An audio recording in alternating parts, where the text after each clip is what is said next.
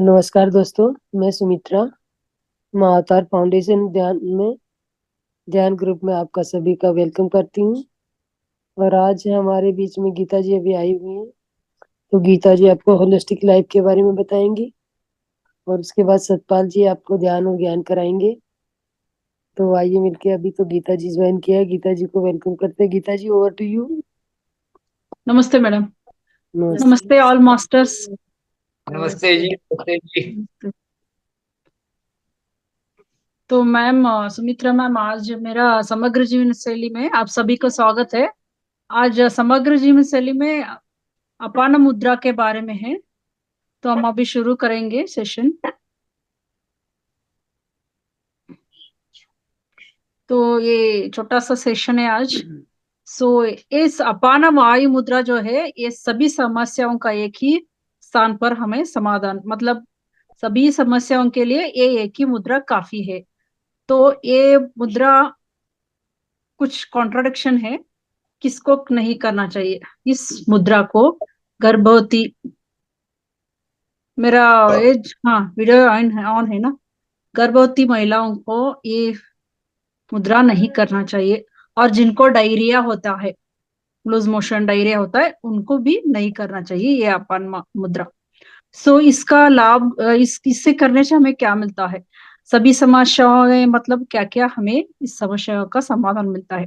मधुमेह की प्रबंधित करने करने में ये मदद करता है। तो ये डायबिटीज को कंट्रोल करने में मदद करता है। और कब्ज से भी राहत मिलता है, जिसको भी कॉन्स्टिपेशन वगैरह है उनको भी ये, इससे भी उसको उनको राहत मिलती है ये मुद्रा करने से। सो पीठ दर्द से संबंधित इससे भी उन लोगों को राहत दिलाता है ये मुद्रा। हृदय संबंधी समस्याओं से भी राहत दिलाता है। और प्रतिरक्षा प्रणाली को ये, हमारे इम्यून सिस्टम को ये मजबूत बनाता है। यकृत और पित्तनाशय में ऊर्जा पैदा करता है। किडनी समस्या या कुछ भी है तो भी ये मुद्रा बहुत, उसके लिए बहुत लाभदायक है। किसी को माइग्रेन के लिए भी ये अच्छा काम करता है। सो किसी को पीरियड रिलेटेड मंथली मासिक धर्म चक्र को नियंत्रित करने में भी ये मुद्रा बहुत उपयोगी है। और आपके पाचन तंत्र को भी ये सुधारता है। तो ये मुद्रा हम कैसे करते हैं, ये मुद्रा हम अपान मुद्रा, इसको हम अपने साफ हाथों से, जो हमें नाखून भी नहीं होना चाहिए, हमारे उंगलियों में नाखून नहीं होना चाहिए। हम अपने अंगूठी उंगली है ना, ये रिंग फिंगर, और ये मिडल फिंगर, दो बीच में ये जो उंगलियां हैं, उसको हमारे थंब से, इस बड़े फिंगर से हम इसको ऐसे टच करना है। टच करके, दिख रहा है सभी को, ऐसा टच करके हमें अपना थाइस पर दोनों हाथों से ऐसे टच करके, आप जब भी फ्री होते हो, आपका हाथ में कुछ काम नहीं रहता है, तब ये मुद्रा आप कर सकते हैं। और आप इसको 50 मिनट्स इसको करना चाहिए, अधिक लाभ के लिए इसको दिन में 15 मिनट्स तो उसको करना ही चाहिए, तभी आपको इससे लाभ मिलता है। अगर आप 50 मिनट्स नहीं करते, अगर आप एक मूवी देखते हैं तो 1 घंटे तो बैठते हैं उधर कुछ, तब आपको कुछ हाथ में कुछ काम नहीं होता, तो आप ऐसे रख के, साइज पर रख के ऐसे, जब हम ये करते हैं ना, ध्यान करते हैं ना, तब ऐसे बैठते हैं ना, तब इसको ऐसे करके बैठ सकते हैं। तो अगर आपको 15 मिनट्स टाइम नहीं है, नहीं मिलता, तो आप क्या करें, दिन में एक बार 15 मिनट, एक बार 15 मिनट, कितना हो गया, 30 मिनट हो गए, और 20 मिनट एक बार, सुबह 15 मिनट, दोपहर 15 मिनट, और रात को 30 मिनट, सॉरी 20 मिनट, मतलब 50 मिनट होना चाहिए इस मुद्रा को करने के लिए। ऐसे रखे अपने थाइस पर, रख के हमें 15 मिनट्स, आप किसी से बातें करते हैं, कुछ भी करते हैं, तो भी आपका हाथ में कुछ काम नहीं रहता है, तो ऐसा रख के बैठना चाहिए। और इस मुद्रा होने के बाद हमें 15 मिनट क्या करना चाहिए, अपान मुद्रा, प्राण मुद्रा, ये हो गया अपान मुद्रा। इसको 15 मिनट्स करने के बाद हमें प्राण मुद्रा करना चाहिए, तभी इसका कंप्लीट फायदा मिलता है। इसको कैसे कर रहा है, ये दोनों उंगलियां ऐसा होता है, और ये तीनों उंगलियां, लास्ट वाला और रिंग फिंगर और हमारा ये थंब फिंगर, ऐसा टच करके ये दोनों ऐसा होता है। ठीक है, इसको भी, इसको सिर्फ 15 मिनट्स करे बस। ठीक है, दिन में बस 15 मिनट इसको करना चाहिए।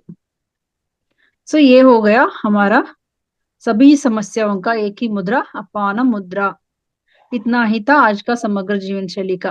Thank you all of you, thank you so much madam for giving me opportunity. Geeta ji बस इतना ही था आपका?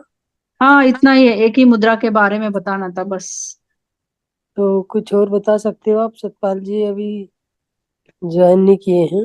किसी का कुछ सवाल है तो पूछ सकते हैं, क्योंकि दिन मैडम ये में हर दिन चलते हैं। हमें टाइम नहीं मिलता ना सवाल लेने के लिए। इसलिए हेलो। कोई किसी को कुछ प्रॉब्लम, कोई और समस्या के बारे में कुछ प्रॉब्लम है तो आप पूछ सकते हैं। जी बोलिए मैम सोमचंद जी। ये चलते टाइम भी कर सकते हैं? नहीं नहीं, बैठ के ही। बैठ के करना है, ठीक है। ऐसे बैठते हैं, हेलो। अभी आपको, आप बैठे हैं ना तो आपको कुछ काम नहीं है तो आप ऐसे पकड़ के बैठ सकते हैं। ये हेलो। प्राण मुद्रा है ये, जी इसको बाद में मास्टर। करना चाहिए, पहले हमें अपान वायु मुद्रा करना चाहिए। यस गीता जी, चंचल जी बोल अपान रही हैं। अपान मुद्रा हमें ऐसे अपान मुद्रा करना चाहिए, बाद में प्राण मुद्रा। ठीक है जी। मैम कुछ बोल रहे थे आप? जी चंचल जी। राधे राधे मैम। जी बोलिए। अब मैम मेरे 2 ईयर से ना लगातार हेयर फॉल बहुत ज्यादा हो रहा है। तो उस चीज के लिए ओके। मैंने काफी होम रेमेडीज काफी ट्राई किए हैं। मेथी दाना है, अलसी के बीज है, काफी मतलब मैंने होम रेमेडीज जितना मैं कर सकती थी सब कर लिया। बीच में मैंने कुछ आपको टैबलेट्स भी। हीमोग्लोबिन कितना है, चेक किया है आपने? हाँ हीमोग्लोबिन मैम। जब कम होता है तो भी हेयर फॉल ज्यादा होता है, क्योंकि आयरन कम होता है ना इसमें। तो मेन कारण हमारे शरीर में आयरन कमी होने का कारण होता है बाल झड़ने के लिए। तो आप चेक किया है अपना हीमोग्लोबिन? हाँ 10 है मेरा। 10 टेन है? का? नहीं, 12 एटलीस्ट महिलाओं के, जो लेडीज को 12 तो होना चाहिए, क्योंकि जो कम है मेरा मैम। महीने महीने में भी हम लूज करते हैं ना बहुत सारे, जो आयरन उसमें राइट। चला जाता है ना। तो इससे हमें ज्यादा, एटलीस्ट हम 40 होने के बाद ज्यादा लेना चाहिए आयरन। हीमोग्लोबिन हमें बढ़ाना चाहिए, 14 है तो बहुत अच्छा होता है। तो 10 इज कम, 10 वो मतलब मैम कम मैंने है। काफी टाइम हो गया चेक कराया, अभी मैंने रिसेंटली चेक नहीं कराया है। हम्म। तो आप 10 इज उसको लेसर साइड बीटरूट है। और गाजर का जूस उसी खाने से ही आप अच्छा कर सकते हैं। अगर जैसे बहुत मैम कम मैं थकान वगैरह होता है आपको, अनइजीनेस, ऐसा फटीग उससे होता है, नहीं। नहीं ऐसा नहीं होता है तो आप बीटरूट और गाजर से ही उसको ठीक करा बट सकते हो, मतलब प्री रोज डायबिटिक पीना जैसे चाहिए। मेरा रेंज है, प्री प्री डायबिटिक रेंज में हूँ। राइट। प्री डायबिटिक रेंज है आपका, वो आप राइट। रिवर्स कर सकते हैं अगर आप लाइफस्टाइल अच्छा रखे तो। आप उसको मेथी दाना आप भिगो के रोज सुबह पीजिए, और नीम के पाउडर या पत्ते को आप चबा लेती के हूँ मैम। वो ये सब सब लेते हैं चीजें आप। लेती हूँ तभी मैंने, हाँ मेडिसिन स्टार्ट नहीं किया मैंने अभी ना। नहीं, आप इसको रिवर्स जल्दी किया तो आपको मेडिसिन लेने की जरूरत नहीं होता है।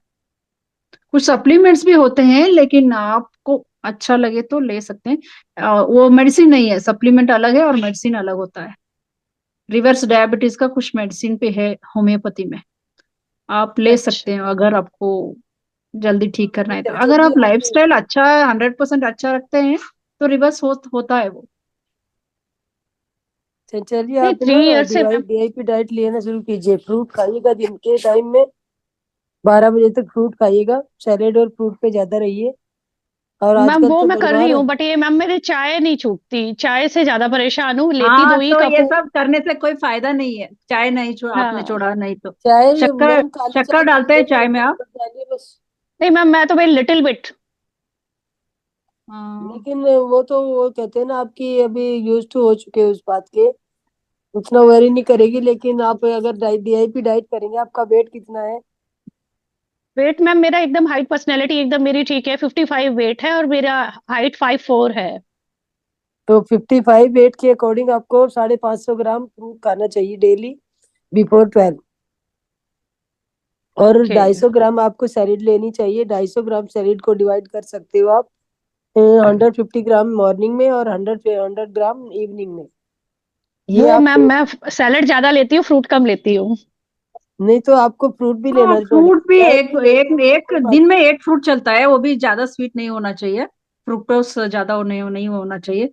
एक फ्रूट ले सकते हो आप, अगर पका हुआ बनाना, चिक्कू, थोड़ा फ्रुक्टोज उसमें ज्यादा होता है, उसको थोड़ा कम वो तो कीजिए। मैं, चीकू तो मैं लेती ही नहीं हूँ, बिल्कुल भी छोड़ दिया। बनाना मैं क्योंकि बस उसमें एकादशी पे कभी फ्रुक्टोज ले ज्यादा लिया तो होता ले है। लिया, और एकादशी वाले दिन बनाना लेती बनाना स्टेम है ना, बनाना स्टेम का उसका जूस भी अच्छा होता है डायबिटीज के लिए।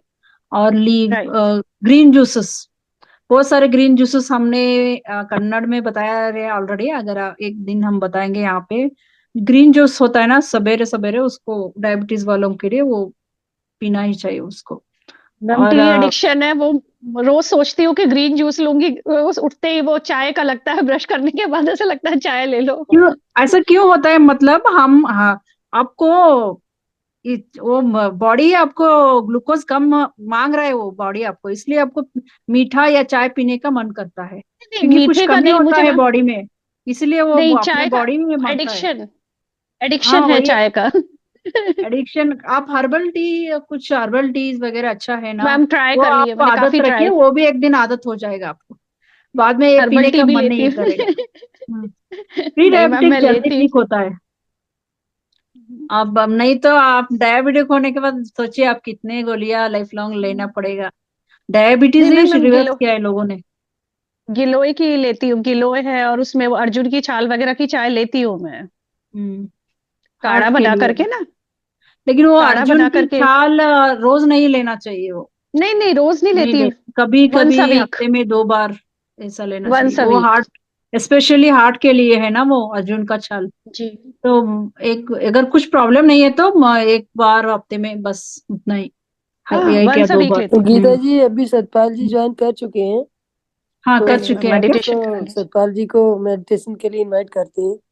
हाँ, ठीक है सतपाल जी, मैम। आपका इस मंच पे थैंक बहुत यू। बहुत फोन स्वागत कीजिए मुझे, है। ठीक आपका है। मंच संभालिए, over to you Satpal ji. Thank you madam. तो आज के सत्र में सभी का स्वागत है, सभी को आत्मवंदन और हार्दिक अभिनंदन।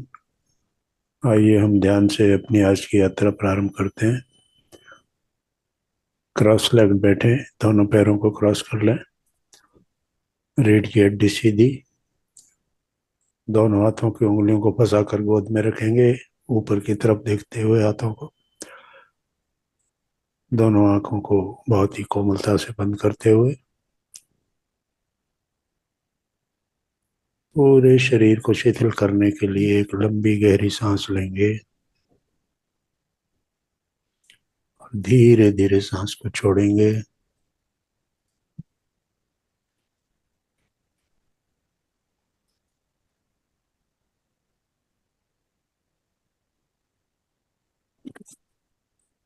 फिर एक और गहरी लंबी सांस लेंगे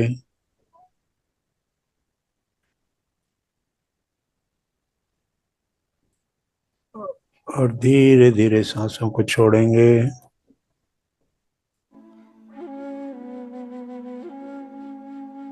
और फिर एक और गहरी लंबी सांस लेते हुए धीरे धीरे सांस को छोड़ते हुए अपने पूरे शरीर को पूरी तरह से ढीला छोड़ दें, आराम के अंदर जाने दें, कहीं कोई तनाव नहीं, पूरा शरीर रिलैक्स्ड है।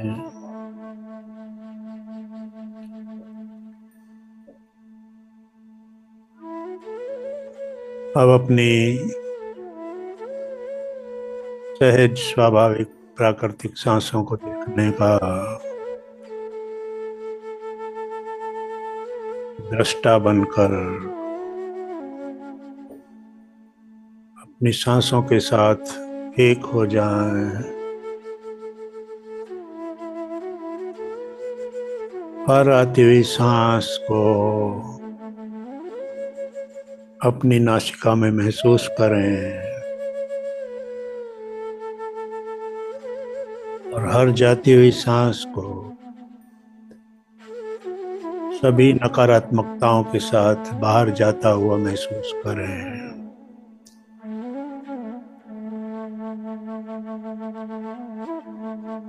मन को पूरी तरह से अपने सांसों की श्रृंखला पे समर्पित कर दें। पूरी तरह से विचार शून्य मन,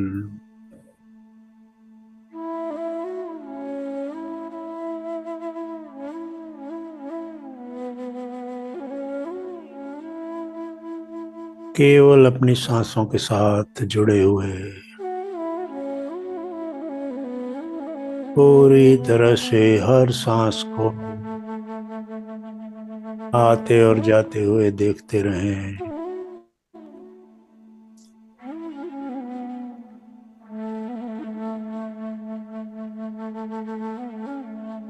सांसों के माध्यम से आती हुई प्राण शक्ति को पूरे शरीर में फैलता हुआ महसूस करें।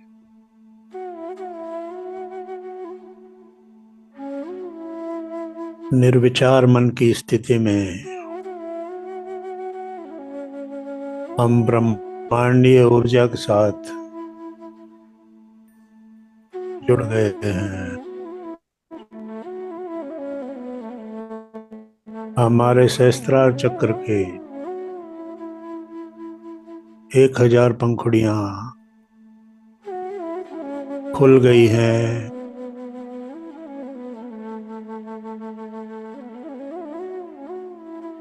उस ब्रह्मांडीय शक्ति को तरंगों के रूप में स्वीकार करने के लिए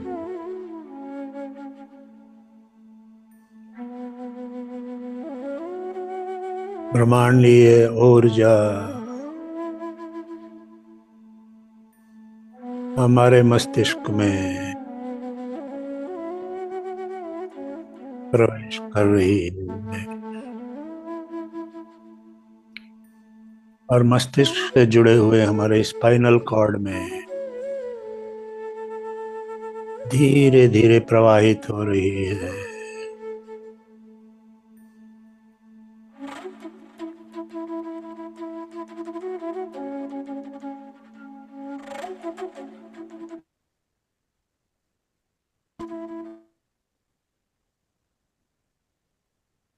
अपने ध्यान को अपने आज्ञा चक्र पर लगाएं।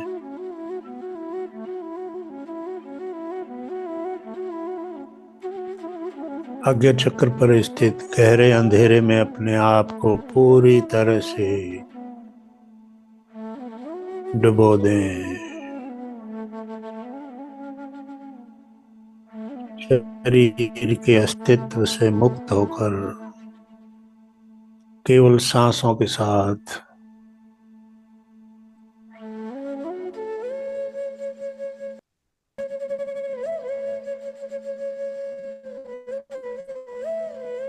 आज्ञा चक्र में अपने आप को पूरी तरह से समर्पित कर दें।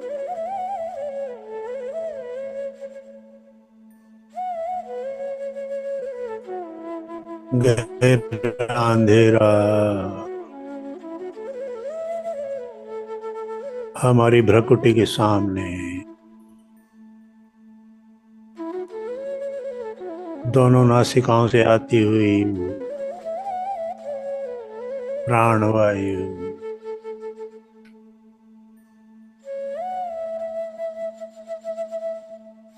हमारी भौं के बीच स्थित ईड़ा, पिंगला और सुषुम्ना नाड़ियों के संगम स्थल पर आकर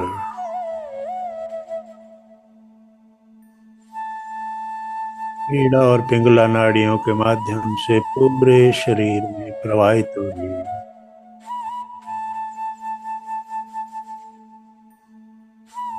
ब्रह्मांडीय ऊर्जा आज्ञा चक्र पर तेजी से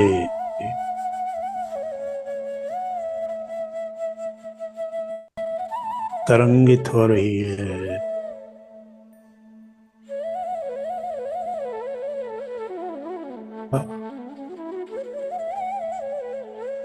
कॉस्मिक एनर्जी की वेव्स तरंगें पूरे शरीर में प्रवाहित हो रही हैं। सर से लेके पांव की उंगलियों तक प्रत्येक कोशिका में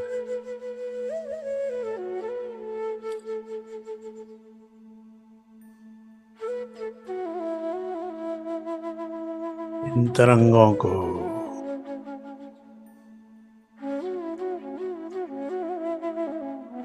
ऊर्जा के रूप में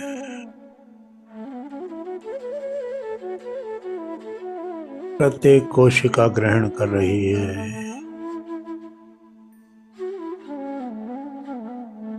आज्ञा चक्र पर प्रकाश का एक घेरा बनता जा रहा है।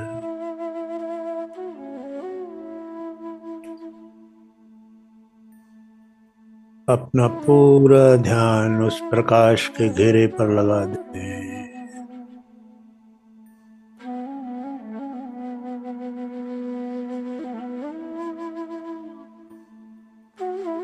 उस गहरे अंधेरे में एक प्रकाश का ये छोटा सा घेरा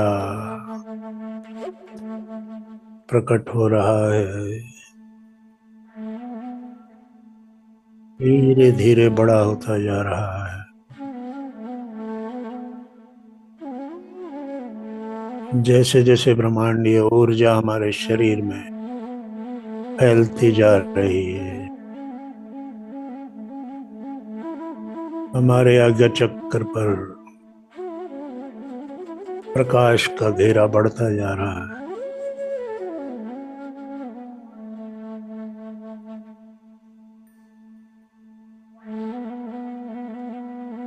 पूरी तरह से इस प्रकाश में अपने आप को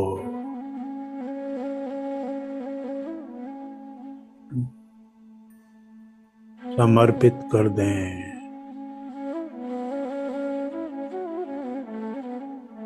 सांसों की श्रृंखला,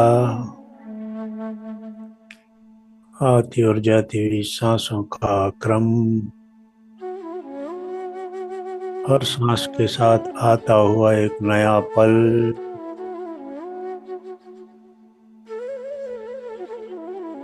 और हर पल के साथ हमारे जीवन में आती हुई प्रसन्नता, आनंद, शांति, संतोष,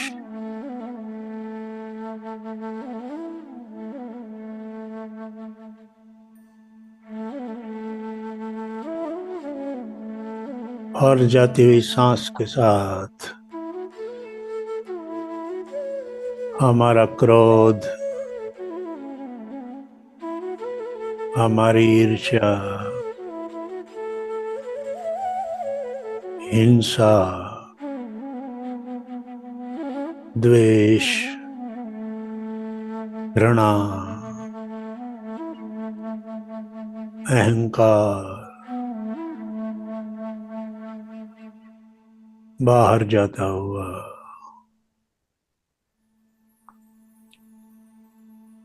शुद्ध चेतना के स्तर पर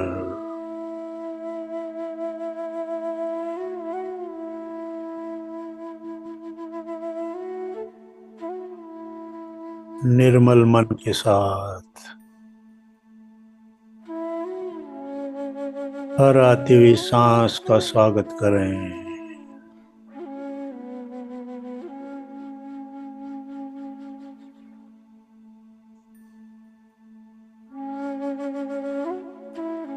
हर जाती हुई सांस के साथ जाता हुआ पल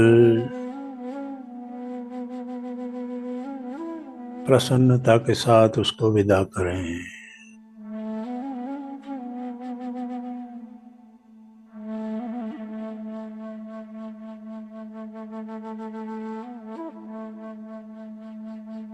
सांसें लयबद्ध आ रही हैं, जा रही हैं।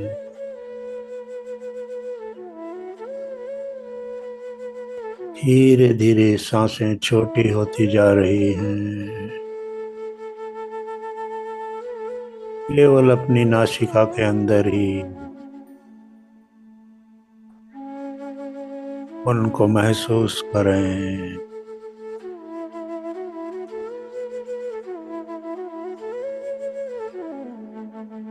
आज्ञा चक्र पर अपने पूरे ध्यान को लगाए रखें।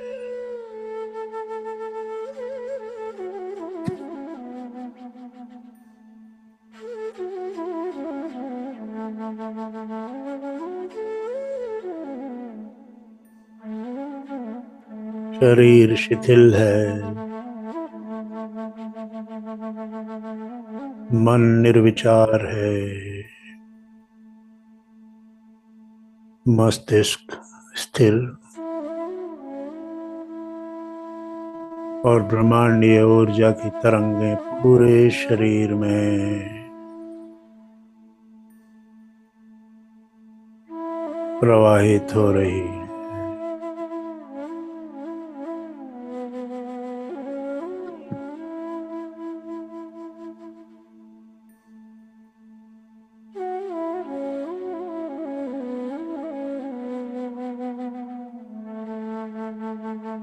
आज्ञा चक्र से अपने ध्यान को अपने कंठ में स्थित विशुद्धि चक्र पर लेकर आए।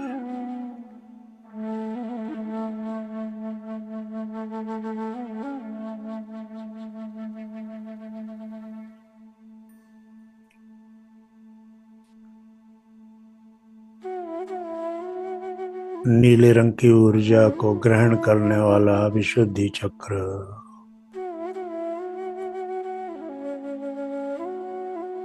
ब्रह्मांडीय ऊर्जा से शुद्ध हो रहा है।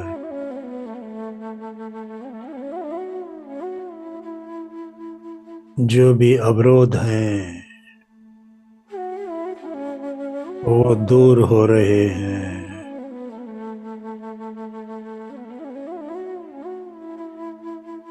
शुद्ध होते हुए विशुद्धि चक्र में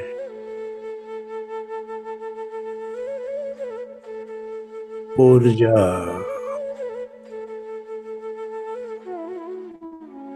पूरी तरह से इसको संतुलित करती जा रही है।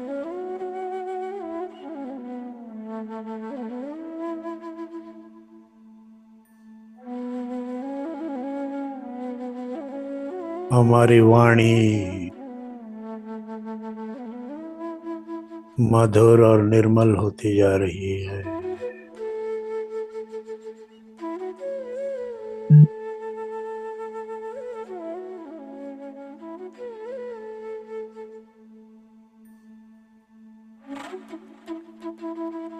थायराइड ग्रंथि पूरी तरह से संतुलित हो रही है। थायराइड ग्रंथि से संबंधित कोई भी रोग दूर हो रहे हैं।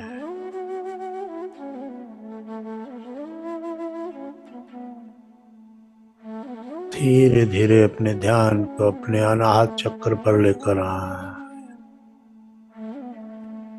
हृदय क्षेत्र में स्थित हृदय के पीछे स्पाइनल कॉर्ड पर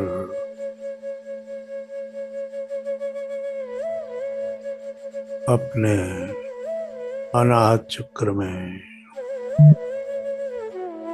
हरे रंग की ऊर्जा को प्रवाहित होते हुए महसूस करें।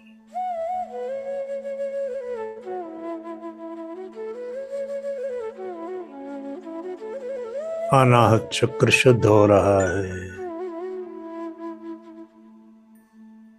ऊर्जावान हो रहा है, संतुलित हो रहा है। अनाहत चक्र के सभी ब्लॉकेज दूर हो रहे हैं।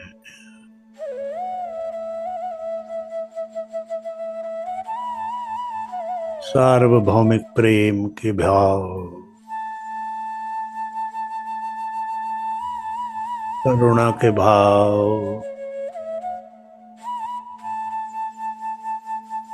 क्षमा के भाव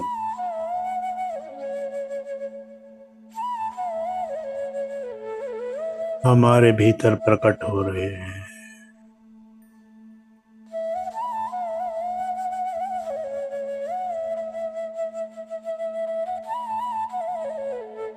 इस अनंत ब्रह्मांड की हम एक छोटी सी इकाई हैं।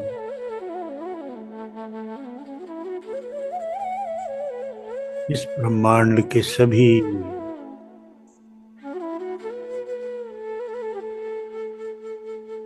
वनस्पति, प्राणी, मानव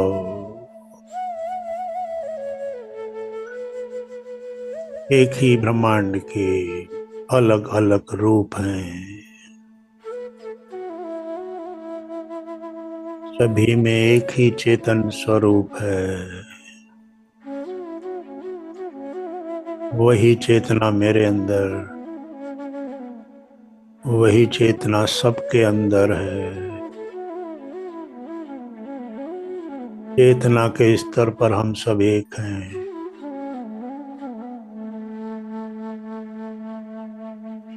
वही सार्वभौमिक प्रेम,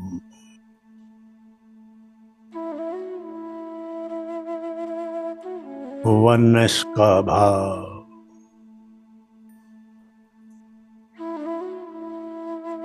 अनाहत चक्र ही वो चक्र है, वो स्थान है जहाँ से प्रेम, करुणा, दया और क्षमा के भाव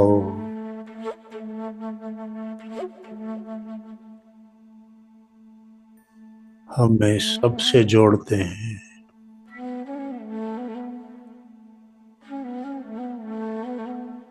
अपना विस्तार करते हैं।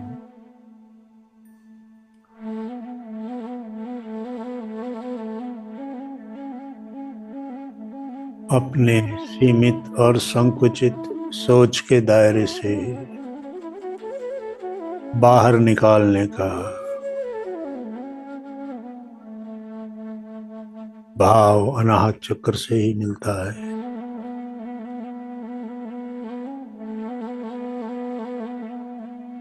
धीरे धीरे अपने ध्यान को नाभि के पीछे स्थित मणिपुर चक्र पर लेकर आए। पीले रंग की ऊर्जा को ग्रहण करने वाला ये चक्र हमारी पाचन तंत्र के सभी अंगों के लिए ऊर्जा प्रदान करता है।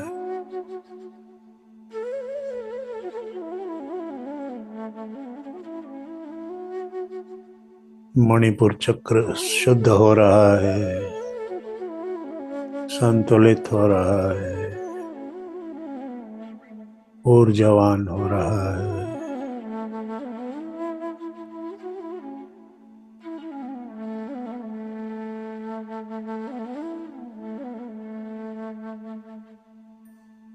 पाचन तंत्र के सभी अंग स्वस्थ हो रहे हैं।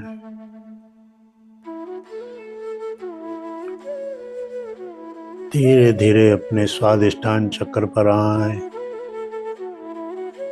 ऑरेंज कलर की ऊर्जा को ग्रहण करने वाला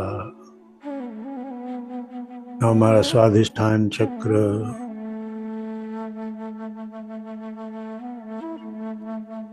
जल तत्व का चक्र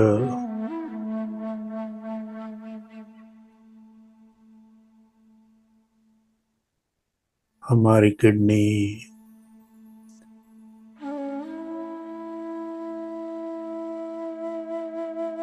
जैसे अंगों का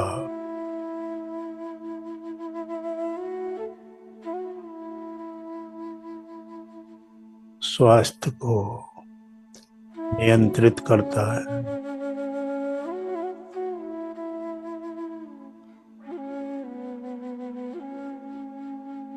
स्वादिष्ठान चक्र शुद्ध हो रहा है,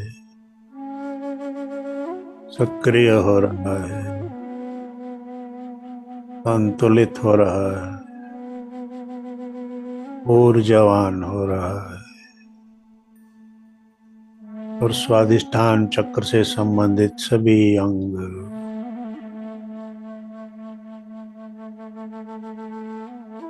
पूरी तरह से स्वस्थ हैं।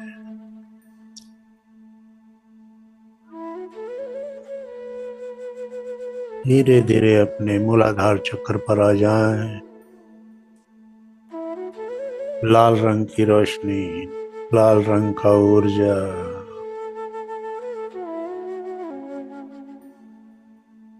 पृथ्वी तत्व हमारे शरीर की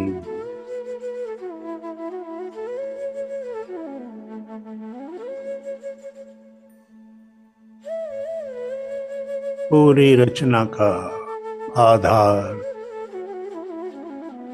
मूल आधार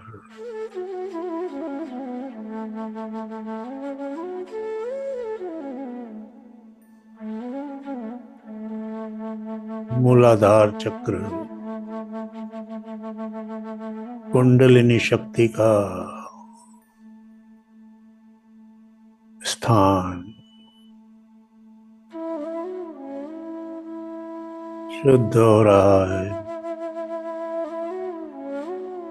सक्रिय हो रहा है, ऊर्जावान हो रहा है, संतुलित हो रहा है।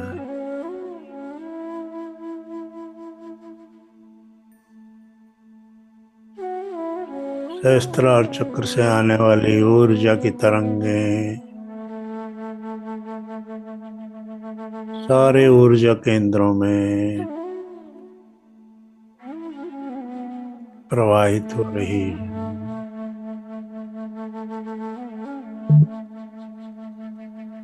सभी कोशिकाओं में इनकी ऊर्जा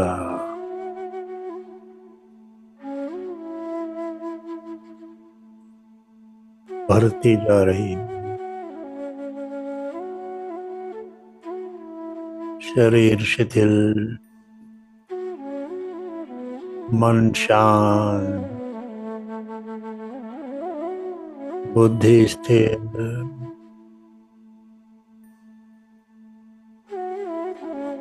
हम अपने अंतःकरण की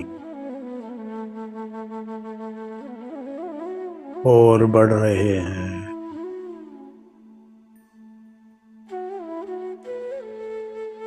हमारे अंतर जगत की यात्रा में प्रवेश कर रहे हैं।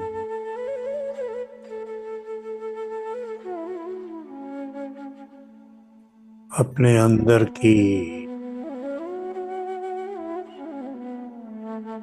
शांति को महसूस करें। बाहरी जगत की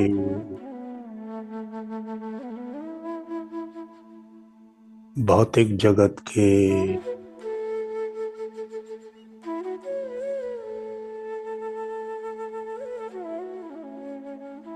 कोलाहल को बाहर छोड़ दें। आत्मिक जगत में प्रवेश करें। केवल अपने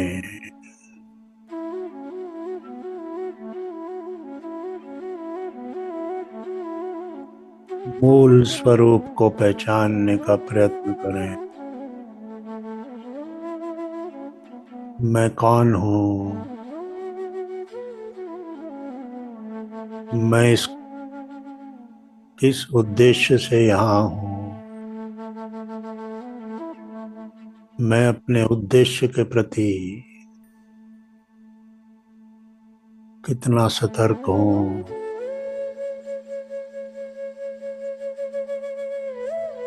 आत्मचिंतन करें।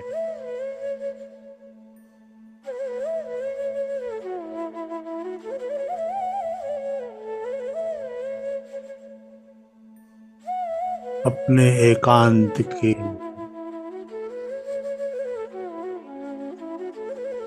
शांति में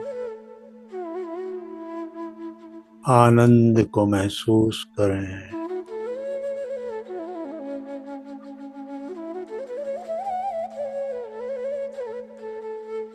उस अलौकिक शांति में सच्चित आनंद स्वरूप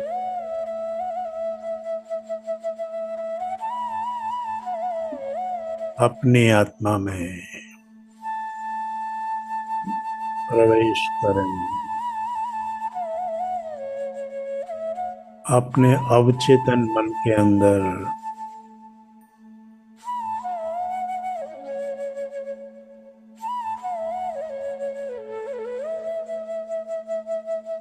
छुपे हुए सारे रहस्यों को जानने के लिए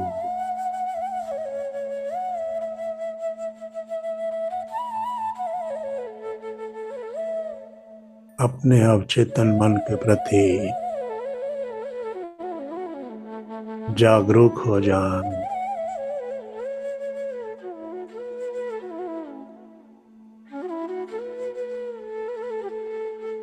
अपने अंतःकरण के अंदर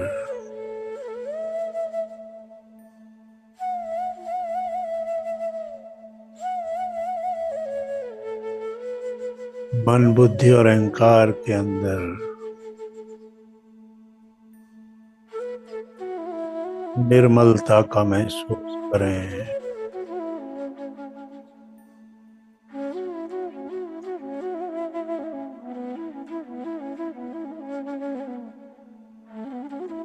अपने अंतःकरण को शुद्ध होता हुआ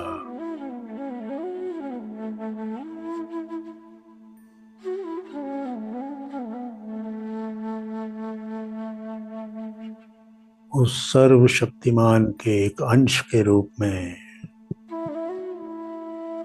अपने आप को जागरूक करें।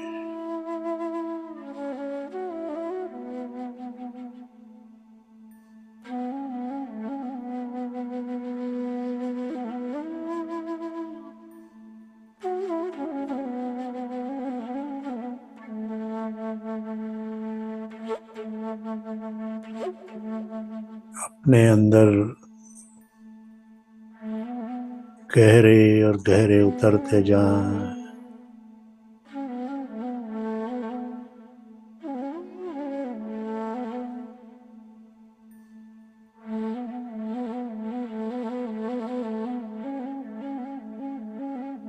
सांसें लयबद्ध हैं, शांत हैं, मन स्थिर है, शांत है।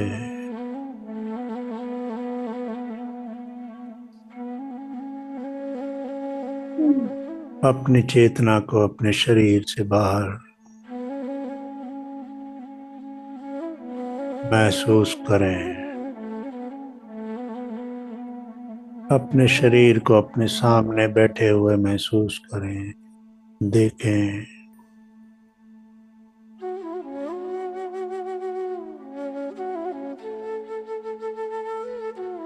हमारा भौतिक शरीर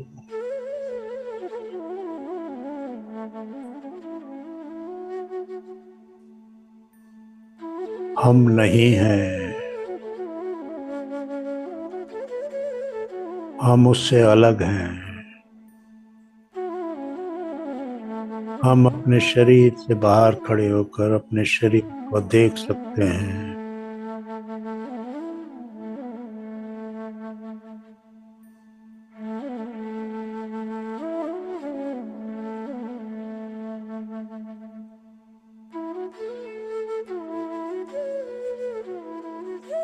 हमारी चेतना,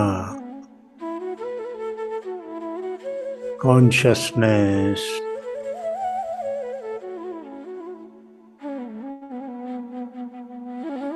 सीखने के लिए,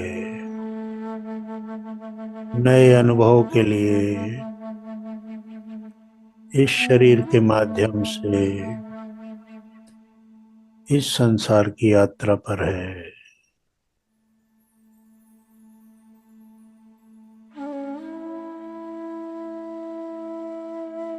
अपनी चेतना के उत्थान के लिए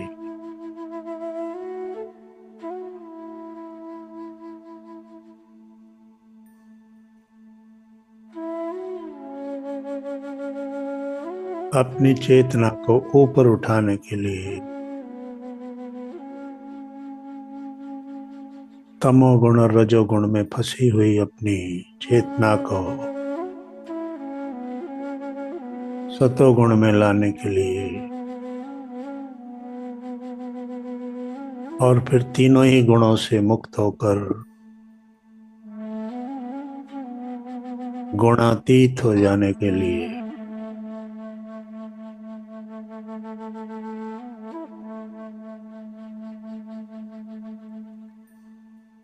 वही हमारी चेतना का उद्देश्य है। अनेक जन्मों के कर्मों को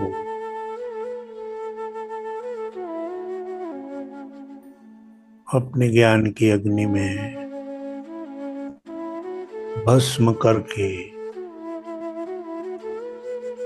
शुद्ध चेतना के स्तर पर अपने आप को लाने के लिए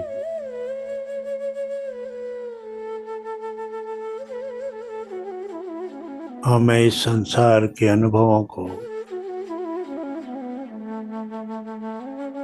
सहज रूप में स्वीकार करना है।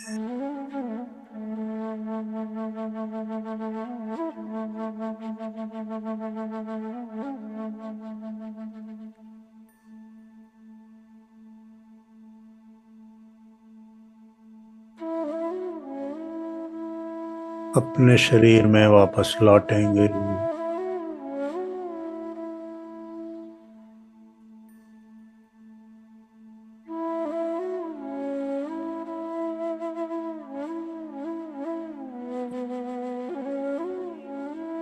अपने शरीर के प्रति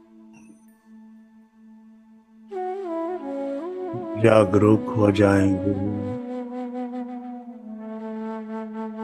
धीरे धीरे अपनी ध्यान की यात्रा से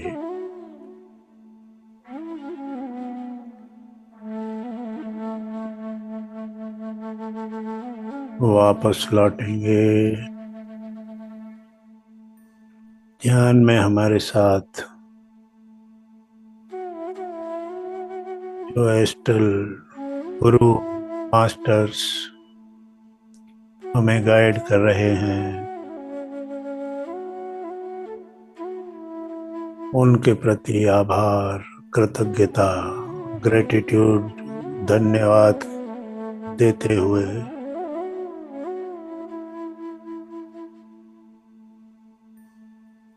उस अनंत असीम ऊर्जा के स्रोत ब्रह्मांड के प्रति कृतज्ञता व्यक्त करते हुए ग्रेटिट्यूड के साथ ध्यान की यात्रा से वापस लौटेंगे।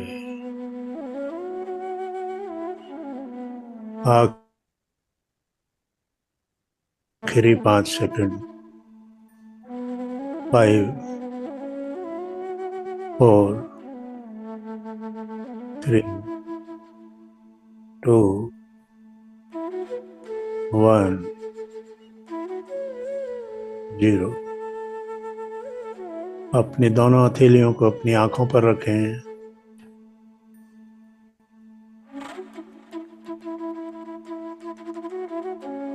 और पूरे चेहरे पर अपने हाथों को, ऊर्जा को महसूस करते हुए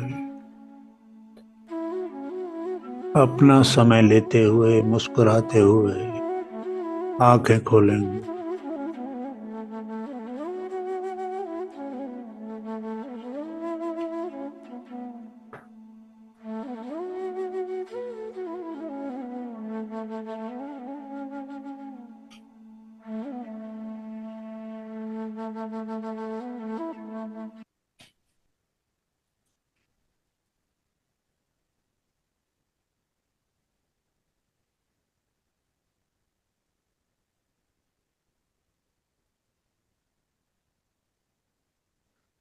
धीरे धीरे अपने शरीर के प्रति जागरूक होकर सहज हो जाएं।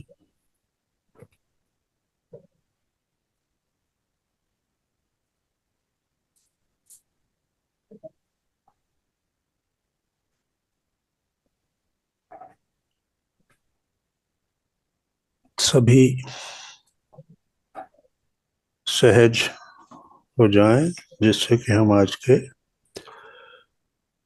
स्वाध्याय के सत्र को आगे बढ़ा सकें। किसी को कुछ शेयर करना हो ध्यान के बारे में, अपना अनुभव सुनाना हो, बताना हो तो शेयर कर सकते हैं।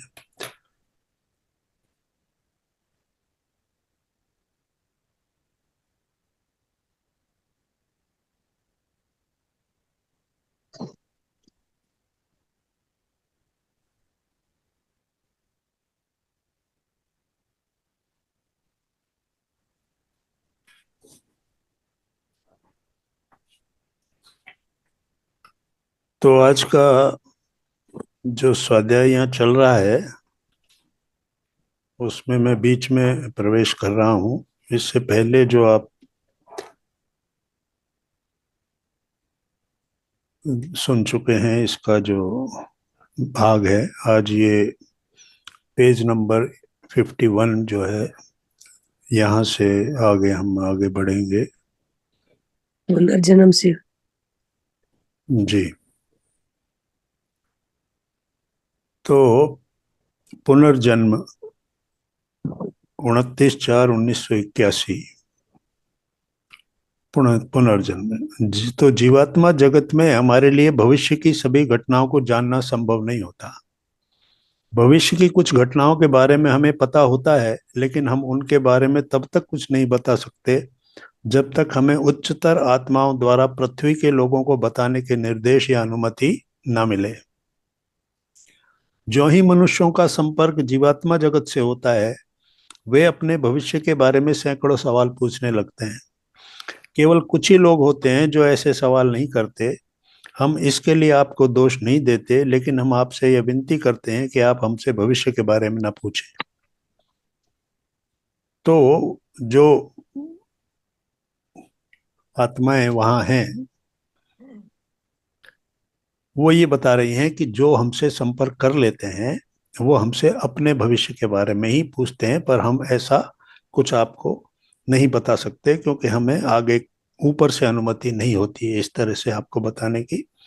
तो मूल रूप से यहाँ पर हम एक ही बात समझ पाते हैं कि हर व्यक्ति अपने भविष्य के बारे में ही हर वक्त आशंकित रहता है, चिंतित रहता है, उत्सुक रहता है, जिज्ञासु रहता है। उसको एक ही बात रहती है कि मेरे भविष्य क्या है। तो वो ये कहते हैं कि वो आप हमसे ना पूछें।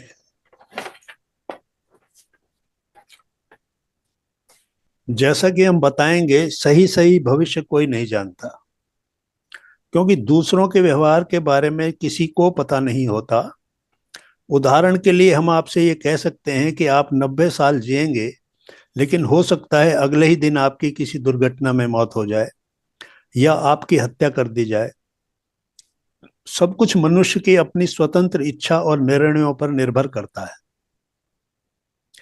पृथ्वी पर मनुष्य यह भविष्यवाणी नहीं कर सकता कि अगले पल क्या होने वाला है। उनका कहने का अर्थ यह है कि कोई आपको अगर ये बता दे कि आपका जीवन 90 साल है और आप यहाँ कुछ भी करने लगे, तो ऐसा नहीं है कि आप इतने स्वतंत्र हो जाएंगे कि कुछ भी करेंगे तो उसका परिणाम नहीं आएगा। आप कोई गलत काम कर रहे हैं, हो सकता है कोई आपको आपकी हत्या कर दे, किसी का आपने कुछ नुकसान किया, वो क्रोध में आपके ऊपर कुछ ऐसा कर दे, और किसी दुर्घटना में उसके ऊपर भी कोई किसी का वश नहीं है। तो ऐसी कोई गारंटी नहीं है कि इस तरह से कोई आपको बता दे और फिर आपके साथ वैसा हो। तो कुछ भी हो सकता है, इसलिए ऐसा कोई हम नहीं बता सकते। कोई नहीं जानता सही सही भविष्य के बारे में। कभी कभी हमें आगे होने वाली निश्चित घटनाओं की जानकारी हो जाती है, लेकिन हमें आपको बताने की अनुमति नहीं होती है। हम कुछ चीजों के बारे में बताने की अनुमति होती है जिनसे आपका व औरों का भला होने वाला हो, प्रायः धरती पर भविष्य के बारे में शायद ही कभी ठीक ठीक अनुमान लगाया जाता है, और यदि हम कुछ जानते भी हों और हमें आपको बताने की अनुमति न हो तो हमसे पूछना ही व्यर्थ है, इसलिए कृपया ऐसा ना करें। तो वो जीवात्माएं कह रही हैं, पृथ्वी पे जो मनुष्य के रूप में जीवात्माएं हैं उनसे कह रही हैं कि आप हमें इस तरह की स्थिति में न लाएं कि हम आपको जानते हुए भी नहीं बता सकते, क्योंकि हमें अनुमति नहीं होती है। जीवात्मा जगत में हम अपने भविष्य में घटित होने वाली बहुत सी बातों के बारे में जान सकते हैं, क्योंकि हम अपनी उन्नति चाहते हैं और उच्चतर स्तरों पर पहुंचना चाहते हैं। हम सर्वशक्तिमान ईश्वर से कह सकते हैं कि हमें वापस पृथ्वी पर भेज दें, और हम स्वयं यह तय करते हैं कि हमें कहाँ पुनर्जन्म लेना है। हम हमेशा अपनी माँ स्वयं चुनते हैं, हमारे पिता का चयन खुद ब खुद हो जाता है, क्योंकि प्राय हमें यह नहीं पता होता कि हमारी माँ का ब्याह किससे होगा। हालांकि कभी कभी हम अपने पिता का चुनाव भी कर सकते हैं। तो अब जीवात्मा जगत की जीवात्माएं ये बता रही हैं कि बहुत सी भविष्य में होने वाली घटनाओं के बारे में हम जान सकते हैं, क्योंकि हम अपनी उन्नति चाहते हैं। हर आत्मा जो है वो उच्चतर स्थानों पर जाना चाहती है, जो वर्तमान स्थिति है उससे और ऊपर उठना चाहती है। तो इसलिए हम अपनी उन्नति चाहते हैं और उच्चतर स्तरों पर पहुंचना चाहते हैं।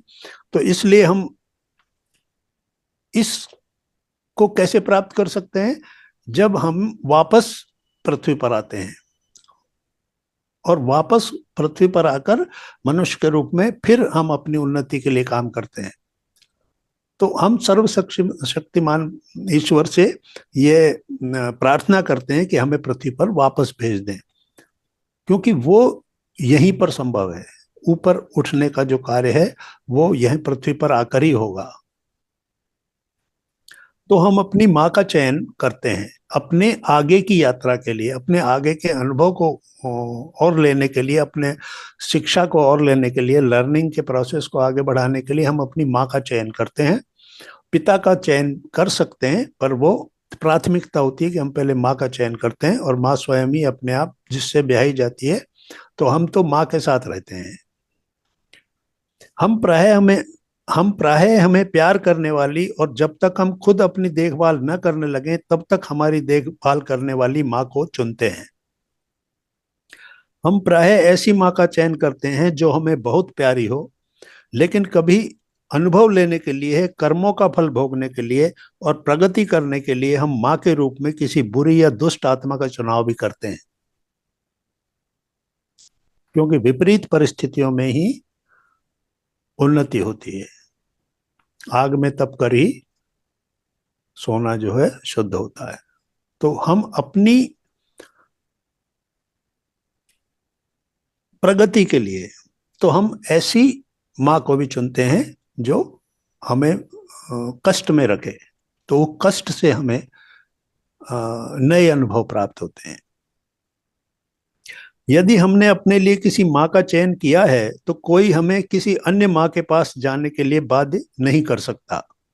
तो ये एक विशेष अधिकार है कि अगर हमने किसी माँ को चुन लिया तो कोई शक्ति ऐसी नहीं है जो हमें ये बाध्य करे कि आप इस माँ को चयन ना करें, दूसरी माँ का चयन करें। यदि हमें अपने पापों के लिए कठोर व्यवहार और सजा की जरूरत हो तो हम स्वाभाविक रूप से एक बुरी आत्मा का चयन अपनी माँ के रूप में करते हैं, ताकि हम कष्ट भोग सकें और कष्टों से भरा बचपन बिताकर अच्छे व्यक्ति बन सकें। तो अपने पापों की प्रायश्चित के लिए और एक अच्छा व्यक्ति बनने के लिए, यानी अपने साथ बंधा हुआ वो जो पाप की जो एक गठरी हम लिए घूम रहे हैं, वो तभी जलेगी जब वो कष्ट की अग्नि जलेगी। तो उसके अंदर हमारे वो पापों के भी सारा जो हम लाए हैं अपनी साथ, वो सब उसमें जल जाएगा। उस स्थिति में हमें बड़ा जोखिम उठाना पड़ता है, क्योंकि वह माँ यदि बहुत अधिक प्रभावशाली हुई तो हमारी जिंदगी भी बिगड़ सकती है और हम अपने मन को वश में कर पाने में असफल हो सकते हैं। वह बहरहाल अपनी उन्नति और अपनी आत्मा की शुद्धि के लिए हमें ऐसे जोखिम उठाने पड़ते हैं। तो उनका कहने का अर्थ ये है कि अगर माँ बहुत ज्यादा प्रभावशाली है, यानी बहुत ज्यादा उसका स्वभाव इस प्रकार का है कि वो आपके जीवन पर पूरा प्रभाव डाल दे, यानी वो बिल्कुल आपको अपने स्वतंत्रता से कुछ न करने दे, पूरी तरह से अपने ही प्रभाव में रखे, तो ऐसी स्थिति में जो आपका उद्देश्य था जीवन का वो बिगड़ भी सकता है, और आप जो है जो सोच कर आए हैं वो कार्य आपका पूरा नहीं होगा। लेकिन वो कहते हैं कि अगर अपनी आत्मा की उन्नति करनी है, आत्मा की शुद्धि करनी है, तो ऐसा जोखिम उठाना पड़ता है। यानी कि ये कोई गारंटेड नहीं है कि आपने अगर ऐसी माँ का चयन किया तो आप जो सोच रहे हैं वैसा ही फल मिलेगा, वैसा ही परिणाम मिलेगा। कोई परिणाम विपरीत भी हो सकता है, पर जोखिम उठाना पड़ता है। आप पूछेंगे कि क्या उन्नति करने और उच्चतर स्तर तक पहुंचने का कोई दूसरा मार्ग नहीं है? हाँ है, एक दूसरा मार्ग भी है, लेकिन उसमें अपने लक्ष्य तक पहुंचने में हमें कई युग लग जाएंगे। उच्चतर लोकों में आप पृथ्वी पर दोबारा जन्म न लेने का निर्णय ले सकते हैं, और आपको जीवात्मा जगत में रहते हुए उन्नति करने की कोशिश करनी पड़ती है, लेकिन यह प्रक्रिया बहुत ही धीमी होती है। तो वो कह रहे हैं कि क्या पृथ्वी पर आना जरूरी है? तो वो कहते हैं कि पृथ्वी पर आना जरूरी अगर नहीं है, अगर दूसरा मार्ग आप चुनते हैं कि मैं वहीं रहूं, उस जीवात्मा जगत में ही रहूं, तो वो बहुत लंबा रास्ता है। वहां पर आपको कोशिश करनी पड़ती है जीवात्मा जगत में उन्नति करने की, और लेकिन ये प्रक्रिया इतनी धीमे होती है कि उसमें युगों लग जाते हैं। उन्नति प्राप्त करने के लिए बहुत सी आत्माएं जोखिम उठाती हैं और बुरी माँ की संतान बनकर धरती पर जन्म लेती हैं। अन्य आत्माएं अपने प्रियजन की मदद के लिए पुनर्जन्म का चयन करती हैं। ऐसी आत्माएं हैं जो अपने प्रियजनों से माँ का चयन करती हैं और अच्छे रास्ते पर चलने की भरपूर कोशिश करती हैं, क्योंकि वे आध्यात्मिक रूप से नीचे गिरना कभी नहीं चाहती। तो दूसरा मार्ग भी चुनती हैं आत्माएं उन्नति प्राप्त करने के लिए। वो क्या होते हैं? धरती पर बुरी माँ की संतान बनकर आना तो एक चयन होता ही है, और दूसरी आत्माएं ऐसी होती हैं जो अपने प्रियजन की मदद के लिए, यानी एक तरफ तो कष्ट उठाने के लिए आप ऐसी माँ का चयन कर रहे हैं जो आपको कष्ट में रखे, लेकिन अपने प्रियजनों की मदद करने के लिए भी पुनर्जन्म का चयन करते हैं, ऐसी माँ का भी चयन करते हैं। यानी पिछले जन्मों में जिनके साथ आप प्रिय थे, अब आप उनकी मदद करना चाहते हो, तो उनको उस रूप में चयन करते हो। और तो इसलिए ऐसी आत्माएं जो हैं अपने प्रियजनों में से माँ का चयन करते हैं और अच्छे रास्ते पर चलने की कोशिश करते हैं, क्योंकि वो आध्यात्मिक रूप से ऊपर उठना चाहते हैं, नीचे गिरना नहीं चाहते हैं। तो वो अच्छे मार्ग पर आगे बढ़ते हैं। इससे आप समझ सकते हैं कि हम कितने स्वतंत्र होते हैं। तो अपनी स्वतंत्रता के बारे में वो बता रहे हैं कि हम जैसा चाहते हैं वैसा ही हम पा सकते हैं, अपना चयन कर सकते हैं, चॉइस है हमारी। जीवात्मा जगत में हम जैसा चाहते हैं वैसा कर सकते हैं। अगर कुछ गलत है तो हमारा अवचेतन मन कभी इसकी अनुमति नहीं देगा। हम अगर कुछ गलत चयन कर रहे हैं तो हमारा जो अवचेतन मन है वही सबसे ज्यादा उस वक्त शक्तिशाली होता है, अवचेतन मन। तो दूसरा जो जगत है, उस जगत में केवल हमारा अवचेतन मन ही हमारे साथ रहता है, और वही जो है पूरी तरह से शक्तिशाली होता है। वो हमें अनुमति नहीं देता इस तरह के कोई गलत निर्णय लेने की। यदि जीवात्मा जगत में आप उच्चतर लोक में हैं तो नीचे गिरने का डर नहीं होता। तो जीवात्मा जगत में अगर आप हैं और उच्चतर लोक में हैं तो वहां पर नीचे गिरने का कोई डर नहीं होता, क्योंकि वहां आप कोई कर्म नहीं कर रहे होते हैं। वहां जिस स्थिति में आप पहुंच गए हैं उसी स्थिति में आप रहते हैं। यदि आप उन्नति के लिए जोखिम वाला रास्ता अपनाते हैं तो हो सकता है कि आप सर्वशक्तिमान ईश्वर के नियमों को न मानकर अपना जीवन नष्ट कर लें। क्योंकि पृथ्वी पर अपने अवचेतन मन के पूरे वक्त काम नहीं करने के कारण आप ये नहीं जान सकते कि क्या अच्छा है और क्या बुरा है। जो उच्च स्तर पर होते हैं केवल उन्हें ही पृथ्वी पर पुनर्जन्म लेने पर अपने अवचेतन मन का मार्गदर्शन प्राप्त होता है। तो यहाँ पर बहुत महत्वपूर्ण बात बताई है कि हमारा जो सबकॉन्शियस माइंड है, अवचेतन मन है, इसके प्रति ये मूल रूप से हमें गाइड करता है, लेकिन इसकी गाइडेंस हमको उस लोक में मिलती है। यहाँ पर आने के बाद अवचेतन मन के प्रति हम उतने जागरूक नहीं रहते और ना ही अवचेतन मन हमको उतना निर्देश दे पाता है। इसीलिए क्या अच्छा है और क्या बुरा है ये हम नहीं जान सकते। जीवात्मा जगत में तो अवचेतन मन ही गाइड करता है, अवचेतन मन ही आगे अच्छा और बुरे के बारे में बताता है, लेकिन यहाँ आकर हम अवचेतन मन के प्रति उतने जागरूक नहीं रह पाते हैं। तो जो उच्च स्तर पर होते हैं पृथ्वी पर जन्म लेने पर अपने अवचेतन मन का मार्गदर्शन प्राप्त होते हैं। तो यहाँ पर ये है समझने की बात कि जो उच्चतम लोकों में चली गई हैं जो जीवात्माएं, यानी जिन्होंने यहाँ अपनी उन्नति करी इस लोक में आकर और फिर वो उच्चतर लोकों में गई, तो जब वो वापस यहाँ लौटती हैं तो उनका अवचेतन मन जो है उनको मार्गदर्शन करता है। जैसा उनको वहां मार्गदर्शन करता था वैसा ही वो यहाँ उनको मार्गदर्शन करता है। इसीलिए वो अपने लाइफ पर्पज के प्रति पूरे जागरूक होते हैं। हम जब यहाँ आते हैं तो अपना लाइफ पर्पज, सोल पर्पज, यानी हमको यहाँ क्या करना है ये तय करके आते हैं। हमें क्या कष्ट उठाने हैं, हमें क्या सीखना है, क्या अनुभव लेने, लेकिन वो सब हमारा अवचेतन मन के अंदर होता है।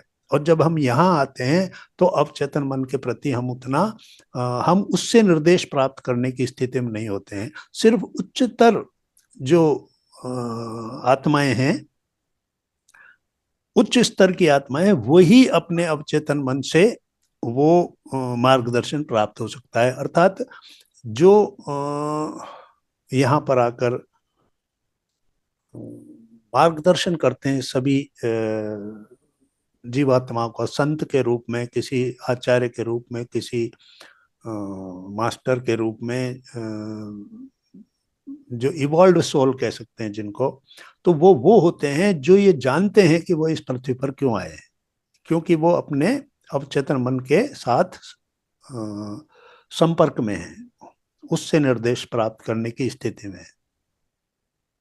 बाकी लोग जो होते हैं जो अभी इतने उच्च स्तर पर नहीं पहुंचे हैं, वो यहाँ आने के बाद अपने अवचेतन मन से कट ऑफ हो जाते हैं, उसके साथ संपर्क में नहीं रहते हैं और इसलिए वो इस संसार की चीजों में उलझ जाते हैं, नए कर्मों को बनाने लगते हैं और जो उद्देश्य लेकर आए थे उस उद्देश्य को भूल जाते हैं।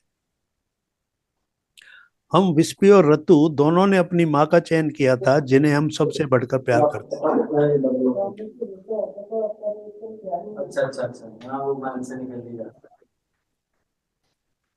तो वो बताते हैं कि हमने अपनी माँ का चयन किया था। 30/4/1981 दुष्टता से संघर्ष। हम सभी, हम में से प्रत्येक यहाँ कुछ ना कुछ काम करते हैं, यानी ये जीवात्माएं उस जीवात्मा जगत में कुछ ना कुछ काम करते हैं। जो भी करना हमें सबसे अधिक अच्छा लगता है हम उसे खुशी खुशी करते हैं। हम में से कुछ धरती के लोगों को संदेश भेजते हैं ताकि उन्हें उनके कष्टों से उबारा जा सके और उनकी वर्तमान स्थिति से उठने में उनकी मदद की जा सके। बहुत सी आत्माएं ऐसा करती हैं, कुछ सफल रहती हैं और कुछ नहीं रहती हैं। तो ये वहां पर निष्क्रिय नहीं रहती हैं ये आत्माएं। जीवात्मा जगत में ये सब अपनी अपनी पसंद के काम करते रहते हैं जो इनको अच्छा लगता है, जिसमें इनको खुशी मिलती है। तो उसी के तहत ये धरती के लोगों की उन्नति के लिए, उनके कष्टों को कम करने के लिए उनको संदेश भी भेजते हैं। तो इसीलिए हम कहते हैं कि एस्ट्रल, जब हम ध्यान करते हैं तो हमारी एस्ट्रल लोगों से संपर्क होते हैं, मैसेज हमको आते हैं, हम टेलीपैथी के जरिए हमको कुछ ऐसे संदेश मिलते हैं, तो हम उसके मुताबिक फिर आगे बढ़ते हैं। तो वो आत्माएं हमें इसलिए वो संदेश देती हैं जिससे कि हम अपने कष्टों से बाहर आ सकें, हमें गाइड करती हैं, क्योंकि उन्हें सब कुछ दिख रहा है जो हमें नहीं दिख रहा है। उन्हें सब कुछ पता है, उन्हें हमारे भविष्य के भी बारे में पता है, पर उन्हें अनुमति नहीं है कि वो हमको ऐसा बता सके। तो उनके कष्टों से उनको उबारने के लिए और उनकी जो वर्तमान स्थिति है उससे उनको ऊपर उठाने के लिए, उनकी मदद करने के लिए बहुत सी आत्माएं ऐसा करती हैं, और कुछ सफल रहती हैं और कुछ अपने उद्देश्य में सफल नहीं भी रहती हैं। पृथ्वी के लोगों को दैनिक भौतिक कामकाज से उपजे दुख और थकान से छुटकारा दिलवाने को हम बहुत सी उत्सुक होते हैं, लेकिन ऐसा केवल तभी किया जा सकता है जब आप अपने भौतिक शरीर से छुटकारा पा लें। इस प्रकार यह हमारे हाथों में नहीं होता, लेकिन हमारे हाथों में इतना जरूर होता है कि हम आपको सर्वशक्तिमान ईश्वर के असली नियमों का ज्ञान करा सकें। तो पृथ्वी के लोग दुख और थकान में फंसे हुए हैं, क्योंकि उनके दैनिक भौतिक कामकाज जो हैं वो इतने ज्यादा फैले हुए होते हैं कि वो उसी के अंदर अपने दुखों में और थकान में डूबे रहते हैं। लेकिन हम उनको इससे बाहर निकालने के लिए बड़े इच्छुक होते हैं, लेकिन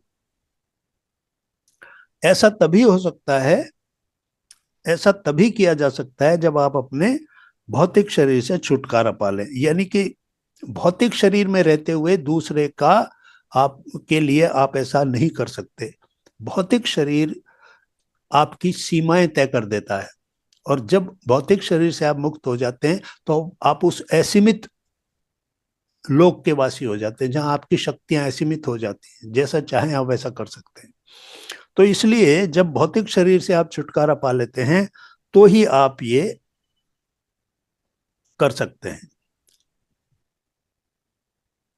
लेकिन हमारे हाथों में इतना जरूर होता है कि हम आपको सर्वशक्तिमान ईश्वर के असली नियमों का ज्ञान करा सकें। तो हम वहां के जो नियम हैं उनको आपको बता सकते हैं। ईश्वर के कुछ नियमों को आप नहीं जानते और कुछ को गलत समझ बैठते हैं, इसलिए हम यहाँ आपको सही रास्ते पर कायम कर रखने के लिए हैं। यदि आप दुष्ट आत्माओं के प्रति अच्छा व्यवहार करते हैं तो आप उन्हें प्रोत्साहित करते हैं।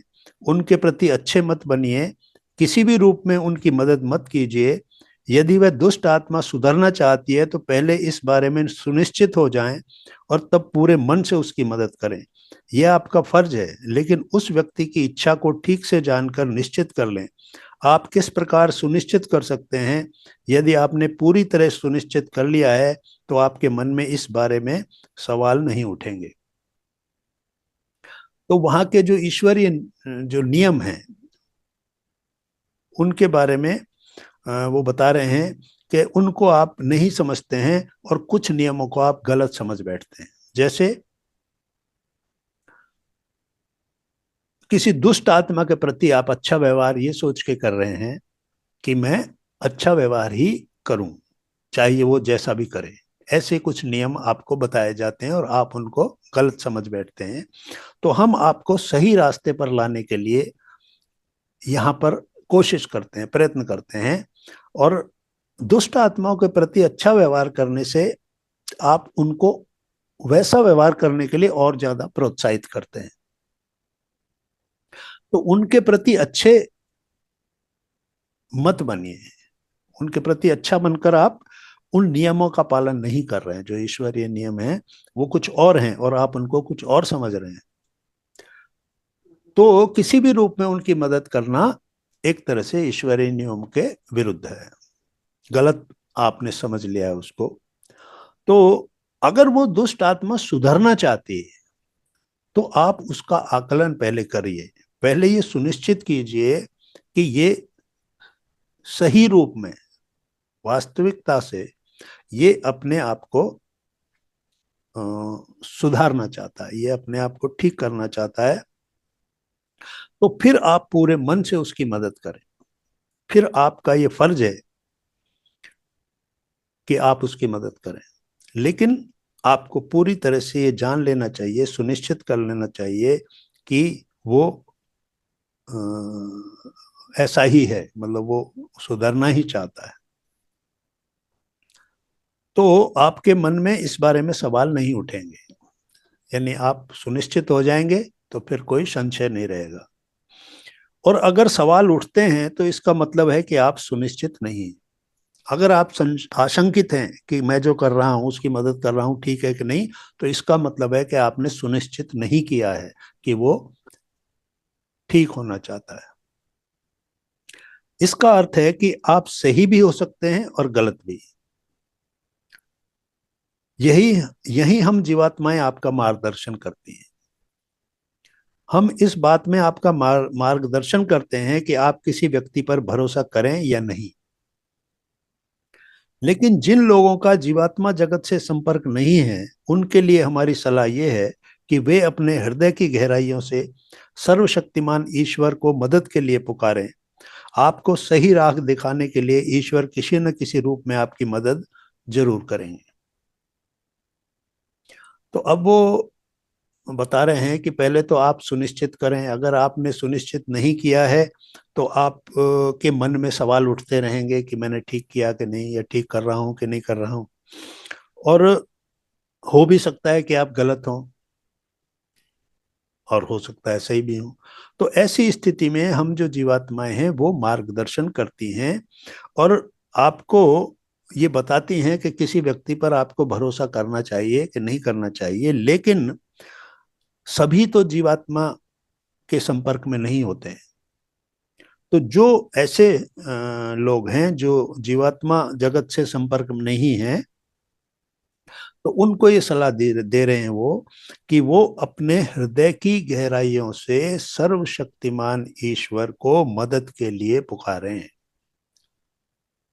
जहां आप उलझ गए, जहां आपको लगता है कि मैं दुविधा में हूं, मैं सही हूं या गलत हूं, मुझे कुछ पता नहीं चल रहा, तो अपने मन की गहराइयों से सच्चे दिल से ईश्वर से मार्गदर्शन प्राप्त करें। और आपको सही राह दिखाने के लिए ईश्वर किसी न किसी रूप में आपकी मदद जरूर करेंगे। तो किसी न किसी रूप में वो मदद आएगी, कोई व्यक्ति आएगा, कोई परिस्थिति ऐसी बनेगी कि आपको सही बात का आभास हो जाएगा। इसलिए याद रखें, बुरे लोगों के प्रति अच्छे न बनिए अथवा उन्हें बढ़ावा मत दीजिए। तो ये एक नियम है, ईश्वरीय नियम है कि बुरे लोगों को बढ़ावा नहीं देना है। बुराई से लड़िए, यह सर्वशक्तिमान ईश्वर का एक महत्वपूर्ण नियम है। बुराई से लड़ना है, बुराई को बढ़ावा नहीं देना है, संरक्षण नहीं देना है, उसके प्रति अच्छा नहीं बनना है। ये क्या है? ये एक महत्वपूर्ण नियम है उस सर्वशक्तिमान ईश्वर का। 1/5/1981। केवल सच्ची इच्छाएं ही परिवर्तन लाती हैं। सर्वशक्तिमान ईश्वर प्रेम और करुणा की खान है। वह सर्वोच्च और पूर्ण न्यायाधीश है। वह चाहते हैं कि प्रत्येक आत्मा ऊंचे स्तर पर प्रगति करे। इसलिए उनके पास कई सहायक होते हैं जो पापियों और बुरी आत्माओं की मदद करते हैं। उनके सहायक उनकी ही तरह दयालु और प्रेम से भरे होते हैं। तो सर्वशक्तिमान ईश्वर प्रेम और करुणा की खान है। वो पूरी तरह से प्रेम करते हैं सभी से, और करुणा और दया उनके अंदर रहती है। तो वो सर्वोच्च हैं, यानी सुप्रीम पावर हैं, उनके आगे और कोई शक्ति नहीं है। और वो पूर्ण न्यायाधीश हैं, यानी वो एक तरह से पूरी तरह से वो न्याय करने का एक छत्र अधिकार उनके पास है। और इस करुणा के कारण, प्रेम और करुणा की खान होने के कारण, वह चाहते हैं कि प्रत्येक आत्मा ऊंचे स्तर पर प्रगति करे। यानी ईश्वर की ही ये इच्छा है। अगर हम अपनी आत्मा की प्रगति नहीं करते तो हम ईश्वर की इच्छा के विपरीत जा रहे हैं। तो ईश्वर की ही इच्छा यह है कि वो प्रत्येक आत्मा को ऊंचे स्तर पर प्रगति करने के स्थिति में देखना चाहते हैं। इसलिए उनके पास कई सहायक होते हैं, वो अपने सहायक रखते हैं। जो उच्च आत्माएं होती हैं वो ईश्वर के सहायक हो जाते हैं, फिर उनके माध्यम से ईश्वर यहाँ के आत्माओं को गाइड करते हैं। तो पापियों और बुरी आत्माओं की जो मदद करते हैं, अर्थात पापियों और बुरी आत्माओं को सुधारने के लिए, उनको ठीक करने के लिए, उनकी मदद करने के लिए वो जो सर्वशक्तिमान ईश्वर हैं वो अपनी सहायकों के माध्यम से इनको मदद करते हैं। और उनके जो सहायक होते हैं वो भी दयालु और प्रेम से भरे होते हैं। तो किनको सहायक होने का अवसर मिलता है? जो दयालु हों, प्रेम से भरे हों और उच्चतर स्थितियों में आई हुई आत्माएं हों। अब मान लीजिए कोई बुरी आत्मा उच्चतर स्तर की ओर बढ़ना चाहती है, लेकिन उसके अंदर सुधरने की इच्छा नहीं है, तो ऐसे में क्या होगा? वह आत्मा उसी स्तर पर पड़ी रहेगी जिस पर वह है। वह कभी प्रगति नहीं करेगी, क्योंकि उसमें अपनी बुराइयों को सुधारने की इच्छा ही नहीं है। तो इसमें ये बताया गया है कि बुरी आत्मा है और उच्चतर स्तर पर बढ़ना चाहती है, लेकिन सुधरने की इच्छा नहीं है। जिस स्थिति में हूं उसी में मैं उच्चतर स्थिति में पहुंच जाऊं, तो ऐसा संभव नहीं है। वो जिस स्थिति में है उसी पर वो रहेगी और वो प्रगति नहीं करेगी, क्योंकि उसके अंदर बुराइयों को दूर करने की इच्छा ही नहीं है। तो वहां पर उच्चतर स्तरों पर कौन जा सकता है? जो अपनी बुराइयों से लड़ सकता है, जो अपनी सच्चे दिल से अपनी बुराइयों को बाहर निकालना चाहता है, उनसे दूर होना चाहता है, उसको ही उच्चतर स्तरों के ऊपर बढ़ने का मदद मिलती है।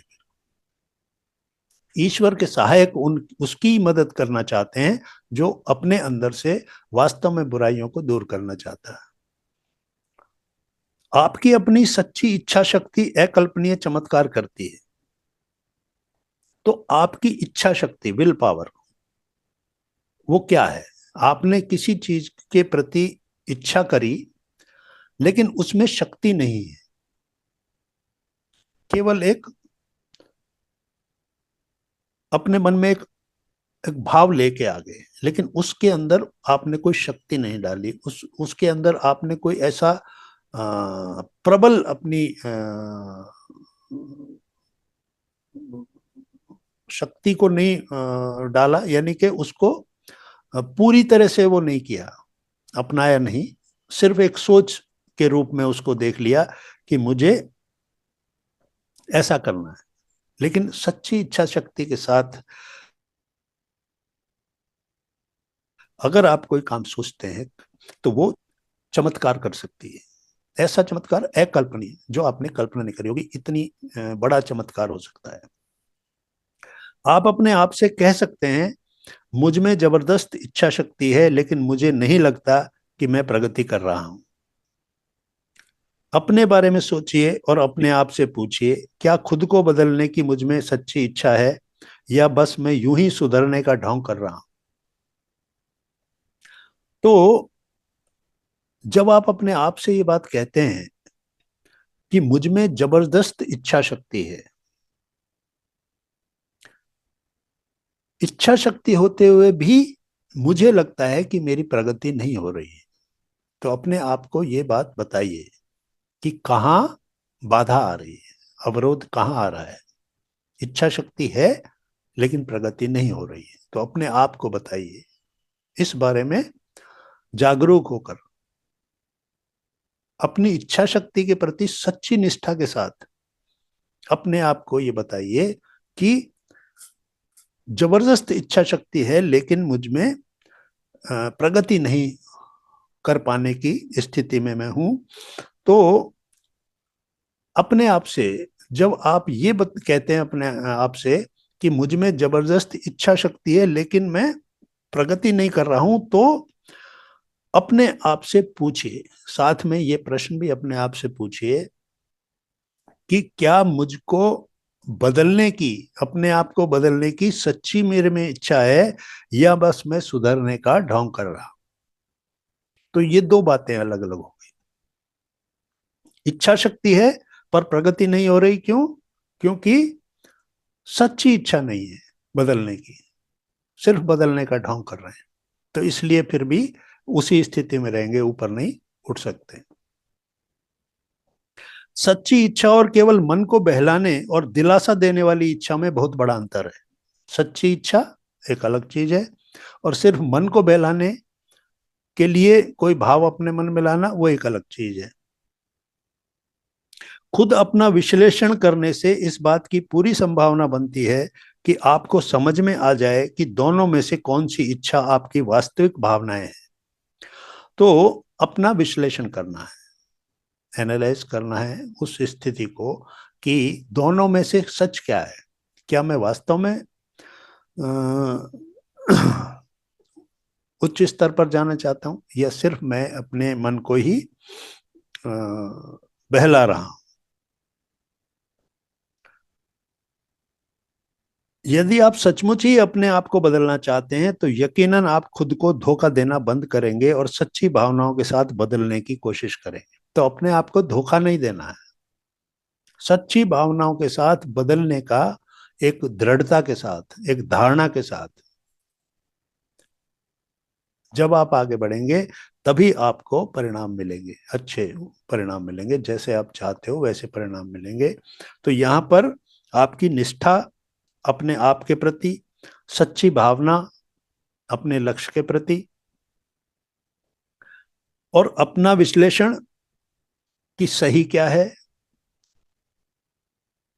और गलत क्या है। यानी मैं गलत चीज को तो सही नहीं बना के बैठ गया हूं, यानी मेरे अंदर सच्ची भावना नहीं है लेकिन मैं ये झूठ को सच बना के जी रहा हूं कि मैं ये चाहता हूं, लेकिन वास्तव में आप वैसा चाहते नहीं हैं। तो इसलिए बदलने की कोशिश जो आप करेंगे वो पूरी तरह से आपको फल नहीं देगी। इन दिनों अच्छे लोग कम हैं और बुरे अधिक हैं, इसलिए हर अच्छी आत्मा का यह कर्तव्य बनता है कि वह बुरी आत्मा को सुधारने की कोशिश करे। लेकिन कोई मनुष्य किसी दूसरे को बाध्य नहीं कर सकता, यह भावना तो खुद अपने ही अंदर से उठनी चाहिए। बुरी आत्मा चाहे सैकड़ों बार यह क्यों ना कहे कि हाँ मुझे बदलना है, लेकिन इससे कोई फायदा नहीं। हमारी दी हुई सलाह और हमारे मार्गदर्शन से भी कोई मदद नहीं होगी। केवल आप में ही वह शक्ति है जिससे आप खुद को गलत रास्ते से अच्छे रास्ते की ओर ला सकते हैं। तो इन दिनों अच्छे लोग कम हैं और बुरे लोग अधिक हैं, इसलिए यानी बुराई बढ़ती जा रही है। इसलिए हर अच्छी आत्मा का ये कर्तव्य बनता है कि वो बुरी आत्मा को सुधारने की कोशिश करे, लेकिन किसी को बाध्य नहीं किया जा सकता है। हाँ, बुरी आत्मा सैकड़ों बार अगर ये कह भी रही है कि मुझे बदलना है, तो उसको कहने से कोई फायदा नहीं है। तो हम भी अगर, जैसे जीवात्माएं, उस जगत की जीवात्माएं भी अगर कह रही हैं कि हम भी अगर मदद करना चाहें, तो ऐसी स्थिति में हम भी उसकी कोई मदद नहीं कर सकते। केवल उस व्यक्ति में ही, केवल आप में ही वो शक्ति है जिससे आप खुद को गलत रास्ते से सही रास्ते की ओर ले जा सकते हैं।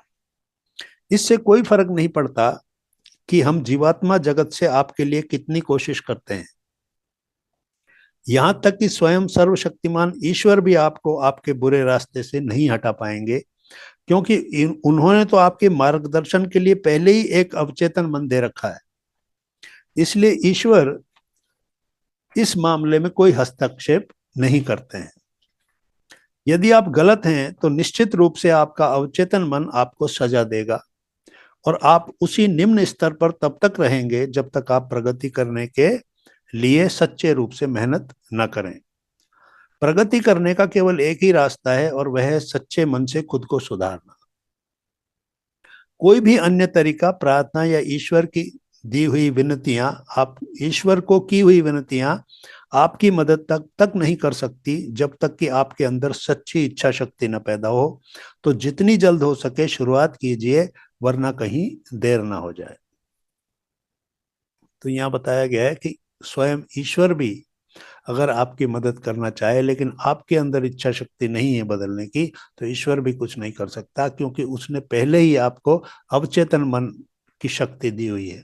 और वो अवचेतन मन अगर आपका नहीं, आप उसकी बात मान रहे हैं, तो फिर इसका मतलब है कि आप का अवचेतन मन, क्योंकि आप उसकी अवज्ञा कर रहे हैं, आप उसकी बात नहीं मान रहे, तो अवचेतन मन ही आपको सजा देगा और उसी स्तर पर आपको बनाए रखेगा।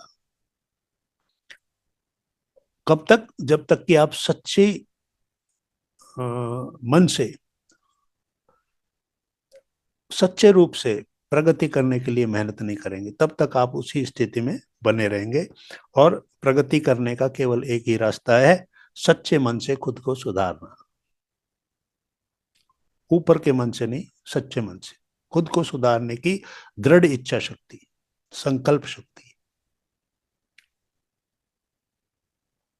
तो ईश्वर को प्रार्थना करना, विनती करना, ये किसी काम का नहीं है जब तक कि खुद के अंदर सच्ची इच्छा शक्ति पैदा न हो जाए। तो जितनी जल्दी हो सके आप शुरुआत कीजिए।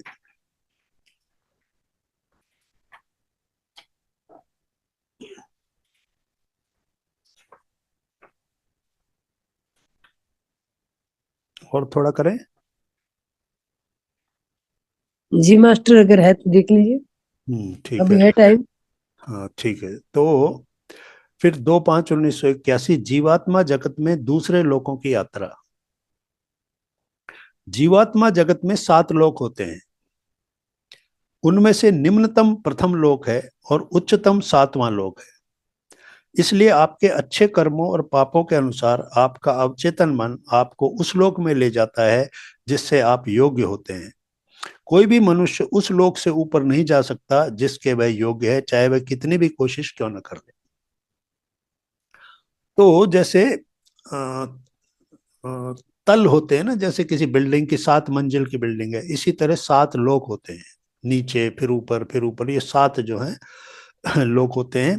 तो सबसे नीचा जो है वो प्रथम है, सबसे नीचा लोक, तो उसको प्रथम लोक कहते हैं। और जो उच्चतम लोक है, जो प्रगति की हुई आत्माएं जो उच्चतम स्थिति में होती हैं वो जाती हैं, वो है 7वीं मंजिल या 7वां लोक। तो आपका अवचेतन मन सभी चीजों का साक्षी है, तो वो आपको उसी लोक में लेके जाता है जिस लोक के आप योग्य हैं, आपके कर्म और पापों के अनुसार वो आपको लोक अलॉट हो जाता है कि आप इस लोक के योग्य हैं, आप इस लोक में जाइए। किसी भी सूरत में आप उस लोक से ऊपर नहीं जा सकते जिसके लिए आपके कर्म और आपके पापों का हिसाब है, उसी के हिसाब से वो लोक आपको मिल जाता है। आप कितनी भी कोशिश करें लोक बदलने की, लेकिन लोक आप नहीं बदल सकते। तो इन 7 लोकों में से ही कोई सा एक लोक आपको मिलना है। ऐसी आत्मा के लिए उच्चतर लोक की यात्रा करना असंभव होता है, क्योंकि वह लोक उसके लिए अदृश्य होता है। वह केवल अपने ही लोक अथवा इससे नीचे के लोकों को देख सकती है। बहरहाल यदि कुछ जरूरी शर्तें पूरी हो गई हों तो 5वें लोक या उससे ऊपर की आत्मा उच्चतर लोकों की यात्रा करती है। ये शर्तें इस प्रकार हैं। तो उन 7 लोकों के बारे में ये बताया गया है कि जो आत्माएं नीचे के लोकों के लिए योग्य हुई हैं, उनके लिए उच्चतर लोकों की यात्रा करना असंभव है, क्योंकि वो लोक उनको दिखाई ही नहीं देगा। वो सिर्फ नीचे के लोकों को देख सकते हैं, यानी वो तीसरे लोक में है तो दूसरा और पहला उनको दिखाई देगा, लेकिन चौथा, पांचवा, छठा, सातवां उनको दिखाई नहीं देगा। तो केवल अपने ही लोक को अथवा इससे नीचे के लोकों को वो देख सकते हैं।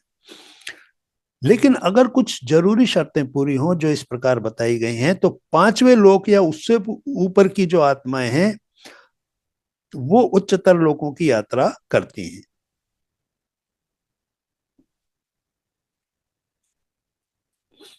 मतलब पांचवें लोक में जो आत्मा आ गई यानी अपने कर्मों के हिसाब से, तो वो छठी और सातवीं की यात्रा कर सकती है।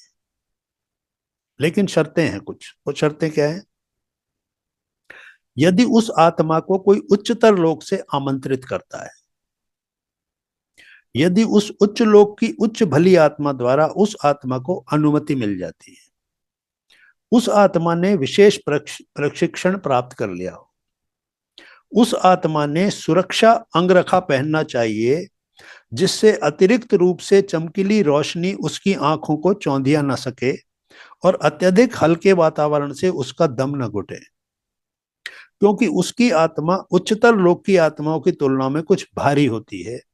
उसे अंगरखे की और जरूरत होती है और उसे थोड़ा हल्का बनाना चाहिए।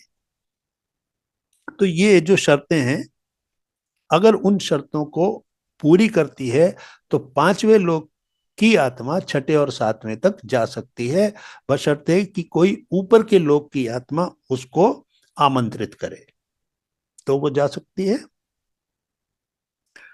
किसी उच्चतर लोक की आत्मा के द्वारा उसको परमिशन दे दी जाए कि तुम आ सकते हो। आमंत्रित नहीं किया लेकिन परमिशन दे दी। उस आत्मा ने कोई विशेष प्रशिक्षण प्राप्त कर लिया, यानी उच्चतर लोकों के अंदर रहने का कोई प्रशिक्षण उस आत्मा ने प्राप्त कर लिया हो।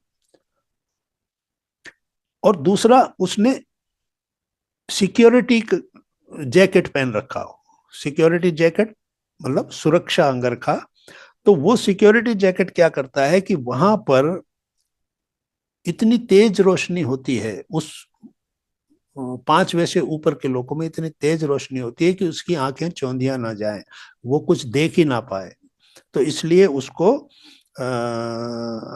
और वहां का वातावरण भी बहुत हल्का होता है और ये आत्मा भारी होती है तो उसका दम घुटने लगता है। तो इसलिए उसको सिक्योरिटी जैकेट पहनना चाहिए ताकि वो भी थोड़ी सी हल्की हो जाए वो आत्मा। तो ये सिक्योरिटी जैकेट या सुरक्षा अंगरखे का मतलब ये है कि ऐसा अपने आप को और अधिक योग्य बनाने के लिए काम करे वहां पर। जैसे कि उच्चतर लोगों की आत्माओं से संपर्क करके उनसे कुछ प्रशिक्षण लेना, इस प्रकार से अपने आप को तैयार करना ताकि वो उसको गाइड कर सकें कि यहाँ जब आप आते हो तो आपको ये काम इस तरह से करने चाहिए। तो फिर वो हल्की हो जाएगी आत्मा, तो वहां जाएंगे तो वो वहां पर उसका दम नहीं घुटेगा। आप उस उच्च लोक में अधिक समय तक नहीं रह सकते हैं और वहां बार बार जा भी नहीं सकते हैं। आप पांचवें लोक से छठे में और छठे लोक से सातवें में कभी कभार ही जा सकते हैं और वह भी बहुत कम समय के लिए। तो पांचवा लोक का जीवात्मा छठे में जा सकता है और छठे का सातवें में, यानी एक ही तल ऊपर जाने की परमिशन है, वो भी सीमित समय के लिए। हमेशा के लिए आप वहां नहीं रह सकते और बहुत कम समय के लिए, सीमित समय के लिए। हमने ऐसी यात्राएं की हैं, तो ये बता रहे हैं कि हमने ऐसी यात्राएं की हुई हैं। हम में से कुछ को सातवें लोक में जाने का भव्य सौभाग्य और सम्मान प्राप्त हुआ है। तो सातवें लोक में जाना एक बहुत बड़ा सम्मान की बात है। बहरहाल हम सभी निम्नतर लोकों में जितनी बार चाहें जा सकते हैं और वहां की आत्मा को सुधार सकते हैं। तो ये हमको अधिकार मिला हुआ है कि हम जिस लोक में हैं उससे नीचे के लोकों में हम चाहे जितनी बार जाएं और वहां की आत्माओं को अगर सुधारने का हमारा लक्ष्य है या हमारे इच्छा है तो वो काम हम वहां जाके कर सकते हैं। चाहे जितनी बार जाएं, कोई सीमा नहीं है, और जितनी समय तक रहना चाहें वो कर सकते हैं और वहां की आत्माओं को सुधारने का काम भी कर सकते हैं।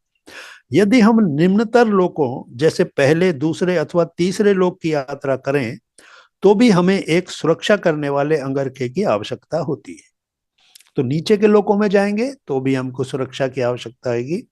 यह सुरक्षा अंगरखा हमें सभी दुष्ट और बुरी आत्माओं के लिए अदृश्य बनाता है ताकि वे और उनकी बुरी तरंगें हमें हानि ना पहुंचा सके। तो ये सिक्योरिटी जैकेट या सुरक्षा अंगरखा जो है ये पहनकर हमको जाना होता है ताकि बुरी आत्माओं की जो तरंगे हैं वो उनका नुकसान हमें ना हो जाए, क्योंकि वो नेगेटिव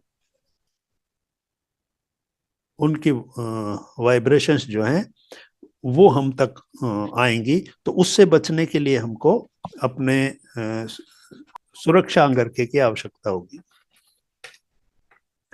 प्रथम, दूसरे और तीसरे लोकों की आत्माएं अपने अपने लोक से नहीं निकल सकती, सिवाय तब जब उन्होंने सच्चे मन से भरपूर पश्चाताप किया हो और उन्हें उच्चतर लोकों की दयालु आत्माओं द्वारा पथ दिखाया गया हो। तो पहले 3 तल जो हैं, प्रथम, दूसरा और तीसरा, इन लोकों की आत्माएं अपने लोकों से नहीं निकल सकती। यानी प्रथम की दूसरे में नहीं जा सकती, दूसरे की तीसरे में नहीं जा सकती। ये तीनों जहां जहां हैं वहां वहां ही रहेंगी। केवल एक्सेप्शन ये है कि जब उन्होंने भरपूर पश्चाताप कर लिया हो, सच्चे मन से पश्चाताप कर लिया हो कि मैं अपने कर्मों के लिए, अपने पापों के लिए पश्चाताप करता हूं, क्षमा चाहता हूं, मांगता हूं, तो उन्हें उच्चतर लोगों की दयालु आत्माओं द्वारा पथ दिखाया जाता है, उन्हें मार्गदर्शन दिया जाता है, तब ही वो ऐसा कर सकते हैं। ऐसा केवल तब होता है जब भली आत्माओं को यह भरोसा हो जाए कि निम्नतर लोक की आत्मा दोबारा कभी वह पाप नहीं करेगी। तो उच्चतर लोक की आत्मा को ये भरोसा होना चाहिए कि इसने सच्चे दिल से पश्चाताप किया है और दोबारा ये उस पाप को नहीं करेगा। आत्मा को तब पृथ्वी पर पुनर्जन्म लेकर लोगों के प्रति किए गए दुष्कर्मों के कर्म का फल भोगना पड़ता है। तो फिर वो उसी लोक में रहेगा, उसी लोक में वो आत्मा रहेगी और वापस पृथ्वी पर पुनर्जन्म लेकर जो दुष्कर्म किए हैं उनका फल भोगना पड़ेगा। इसमें कभी कभी सैकड़ों साल लग जाते हैं और कभी कुछ ही साल लगते हैं। तो ये एक प्रक्रिया है जिसमें कुछ कह नहीं सकते कि वो पाप जो है उसके सैकड़ों सालों में पूरे होंगे या कुछ ही साल में पूरे हो जाएंगे। यह पूरी तरह प्रत्येक आत्मा के अपने ही हाथों में होता है। यानी वो आत्मा पृथ्वी पर आने से पहले जो अपना प्लान बनाती है, योजना बनाती है, उसमें वो कितने पापों को खत्म कर, नष्ट करने की योजना बनाती है। तो वो ज्यादा कष्ट नहीं अगर पाना चाहती तो उसको प्रोसेस को लंबा कर देती है। तो उसके अंदर सैकड़ों साल लग जाते हैं कि वो चाहती है कि थोड़ा ही पाप मेरा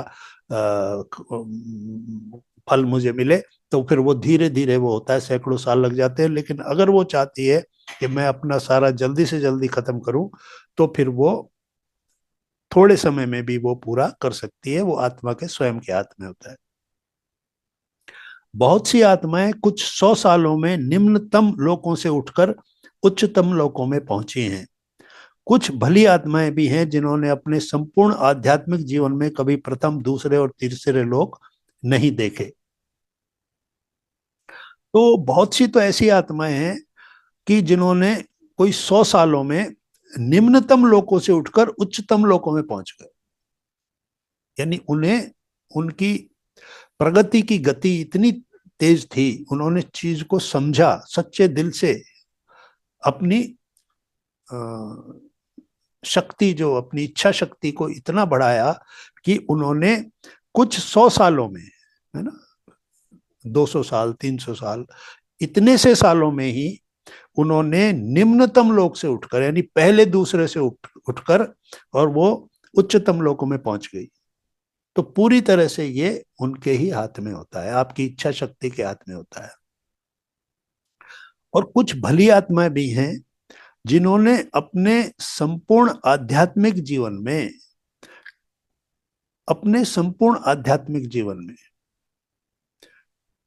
प्रथम, दूसरे और तीसरे लोक देखे ही नहीं। उन्हें पता ही नहीं है कि ये पहले के नीचे के 3 लोक क्या हैं। वो सीधे ही चौथे लोक से ऊपर जाते।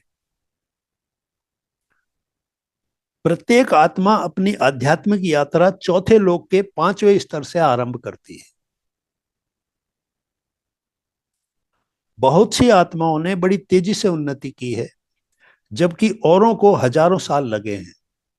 और अब भी बहुत सी आत्माएं ऐसी हैं जो कई युगों से, निम्नतम लोक में ही पड़ी हुई है। आत्माओं के लिए कोई निश्चित नियम अथवा समय नहीं है, यह प्रत्येक आत्मा पर निर्भर करता है, और यदि सुधार की इच्छा दृढ़ और सच्ची हो तो आध्यात्मिक रूप से प्रगति करने में कम समय लगता है।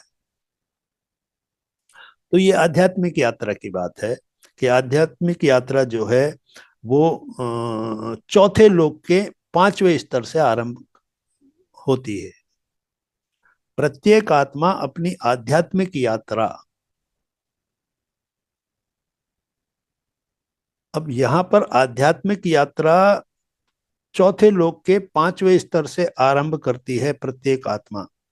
तो जब आध्यात्मिक रूप से वो प्रगति करती है आत्मा, और जब वो उस लोक में जाती है तो सीधा चौथे लोक के अंदर वो प्रवेश करती है, और वहां से वो आध्यात्मिक स्तर, यानी आध्यात्मिक भी स्तर हैं, तो 5वें स्तर से आरंभ करती है। तो लोक कौन सा हो गया? चौथा, और आध्यात्मिकता का स्तर हो गया 5वां। वहां से वो प्रारंभ करती है। तो बहुत सी आत्माओं ने बड़ी तेजी से उन्नति की है, जबकि औरों को हजारों साल लगे हैं। हजारों साल भी लग जाते हैं और बहुत तेज उन्नति भी हो जाती है। और बहुत सी आत्माएं हैं जो युगों से नीचे के लोकों में ही पड़ी हुई हैं। तो ये प्रत्येक आत्मा के ऊपर निर्भर करता है, और यदि सुधार की इच्छा दृढ़ और सच्ची हो तो आध्यात्मिक रूप से प्रगति करने में कम समय लगता है।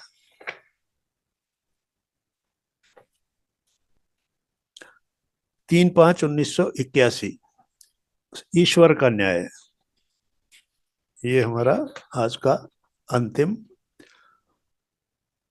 अध्याय है। ईश्वर का न्याय। सर्वशक्तिमान ईश्वर दया, प्रेम और न्याय के सागर हैं। वे किसी के साथ अन्याय नहीं करते। बहुत से लोग सोचते हैं कि ईश्वर ने उनके साथ न्याय नहीं किया। उनके ऐसा सोचने का कारण यह है कि वे वास्तव में ये जानते ही नहीं कि सही क्या है और गलत क्या है। लोगों द्वारा ईश्वर को अन्यायी मानने का यही असली कारण है। उदाहरण के लिए हम आपको एक आत्मा के बारे में बताते हैं, जिसे हम सुरेश नाम देंगे। सुरेश धरती पर बहुत ही लोकप्रिय और विख्यात था। उसने विभिन्न दान पुण्य के कार्यों में हजारों रुपए का चंदा दिया था। उसने कई लोगों को रोजगार दिए और जरूरतमंदों को भोजन, कपड़े और घर दिए। अपने इन कार्यों की वजह से वह निश्चिंत था कि उसे उच्चतम लोक जरूर हासिल होगा। जब पृथ्वी पर उसकी मृत्यु हुई तो उसके लिए भव्य समारोह के साथ उसकी अंत्येष्टि की गई। लोग कहते रहे कि वह बहुत बड़ी पुण्यात्मा था। सुरेश की एक मूर्ति उस धर्मार्थ संस्थान में लगाई गई जिसकी स्थापना उसके सहयोग से हुई थी। जब सुरेश जीवात्मा जगत में आया तो उसने अपने आप को निम्न लोक में पाया। वह क्रोधित हुआ और चिल्लाकर पूछा, कहाँ है ईश्वर का न्याय? मैंने इतने दान किए कि धरती पर लोग मुझे पूजते थे, और यहाँ ईश्वर ने मुझे इस नरक में रखा है। आज कहाँ गया उसका न्याय? वह सबसे बड़ा निर्दयी और अन्यायी है, वह क्रूर है। यह सुरेश कहने लगा, सुरेश की आत्मा कहने लगी। बहुत सी भली आत्माएं उसके पास पहुंची और उन्होंने उससे आग्रह किया कि वह शांत होकर उनकी बात सुने और यह जाने कि उसकी इस स्थिति के क्या कारण है। उन्होंने उससे कहा कि वह खुद से यह सवाल करे कि वह दान पुण्य क्यों किया करता था, इसके पीछे उसका क्या उद्देश्य था। सुरेश ने कहा, मैंने वह सब इसलिए किया ताकि मैं स्वर्ग में जा सकूं, लेकिन देखिए मैं कहाँ हूं। भली आत्माओं ने उसे समझाया, तुमने जो कुछ भी किया वह निस्वार्थ होकर नहीं किया। क्या यह सच नहीं कि सब कुछ तुमने अपने लिए स्वर्ग में स्थान पाने के लिए किया? सुरेश ने जवाब दिया, हाँ यह सच है, लेकिन क्या हमारे धर्मगुरु, पुरोहित और दार्शनिक हमसे यह नहीं कहते कि यदि हम गरीबों की मदद करें, उन्हें खाना, कपड़ा, रोजगार और रहने की जगह दें तो हमें स्वर्ग मिलेगा? ईश्वर, पुरोहितों और दार्शनिकों ने मिलकर मुझे मूर्ख बनाया है। तो इन सभी लोगों ने जो ईश्वर के बारे में बात करते थे, पुरोहित और दार्शनिक जो थे, वो तो मुझे गलत बताते रहे। उन्होंने सुरेश को समझाया कि सर्वशक्तिमान ईश्वर ने उसके साथ धोखा नहीं किया है, बल्कि धोखा तो खुद उसी ने अपने साथ किया है, क्योंकि उसने जो भी पुण्य के काम किए उनमें प्रेम और उदारता नहीं थी। उसके कर्म सत्कर्म नहीं थे और न ही निस्वार्थ। उसने वे सब अपने ही स्वार्थपूर्ण उद्देश्य, पाप करने के बाद ईश्वर को रिश्वत देकर स्वर्ग में जाने के उद्देश्य से किए थे। इसका मतलब केवल अपने पापों को छिपाना था। इस पर सुरेश ने क्रोधित होकर कहा, यह गलत है, मेरे साथ भारी अन्याय हुआ है, मुझे स्वर्ग में होना चाहिए, मैं स्वर्ग के लायक हूं, क्योंकि मैंने अपने पाप धोने और स्वर्ग का आनंद लेने के लिए कई सारे अच्छे काम किए। इसके बदले ईश्वर ने मेरे साथ धोखा किया और मुझे यहाँ नर्क में रखा। ऐसे निम्न लोक में आकर उसे इतना धक्का लगा कि वह ठीक से सोच भी नहीं पा रहा था। उसने पुरोहितों, धर्मगुरुओं और ईश्वर को भला बुरा कहा, लेकिन उसने ये नहीं जाना कि जो पाप उसने किए उसे हजारों का दान देकर स्वार्थपूर्ण उद्देश्य द्वारा नहीं धोया जा सकता। तो उद्देश्य में अगर स्वार्थ है तो फिर चाहे कितना ही दान किया जाए, वो आपको उच्चतर लोकों में लेकर नहीं जा सकता। आप कितना दान करते हैं उससे कोई फर्क नहीं पड़ता, अपने पापों का फल आपको भोगना ही पड़ता है। यदि आप अपने किए पर सच्चे मन से पश्चाताप नहीं करते और चाहे जैसे भी हो, जिसका आपने नुकसान किया है उसकी भरपाई नहीं करते, तो अपने पापों को आप धो नहीं सकते। तो इस तरह आप देखते हैं कि बहुत से लोगों की यह गलत धारणा होती है कि वे इसलिए स्वर्ग प्राप्त कर सकते हैं क्योंकि उन्होंने हजारों का दान दिया है। यदि आप ऐसे स्वार्थपूर्ण उद्देश्य लेकर अच्छे काम करते हैं तो स्वर्ग में जाना तो दूर, आप स्वर्ग के दरवाजे तक भी नहीं पहुंच सकते। आपको यह सच अपने मन में स्वीकार कर लेना चाहिए। तो ये यहाँ पर हम आज का ये स्वाध्याय सत्र समाप्त करेंगे।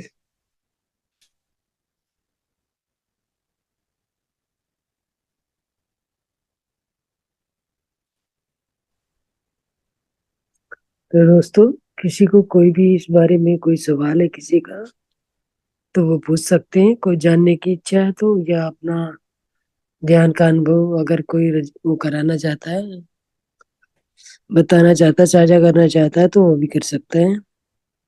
हैंड रेज कीजिए।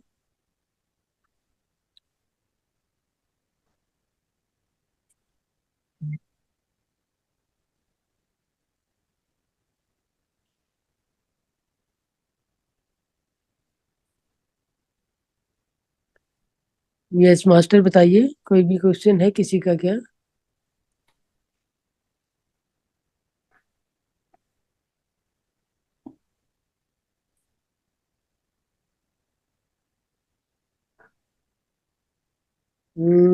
अभी सतपाल जी, कोई कोई किसी का कोई क्वेश्चन लग नहीं रहा।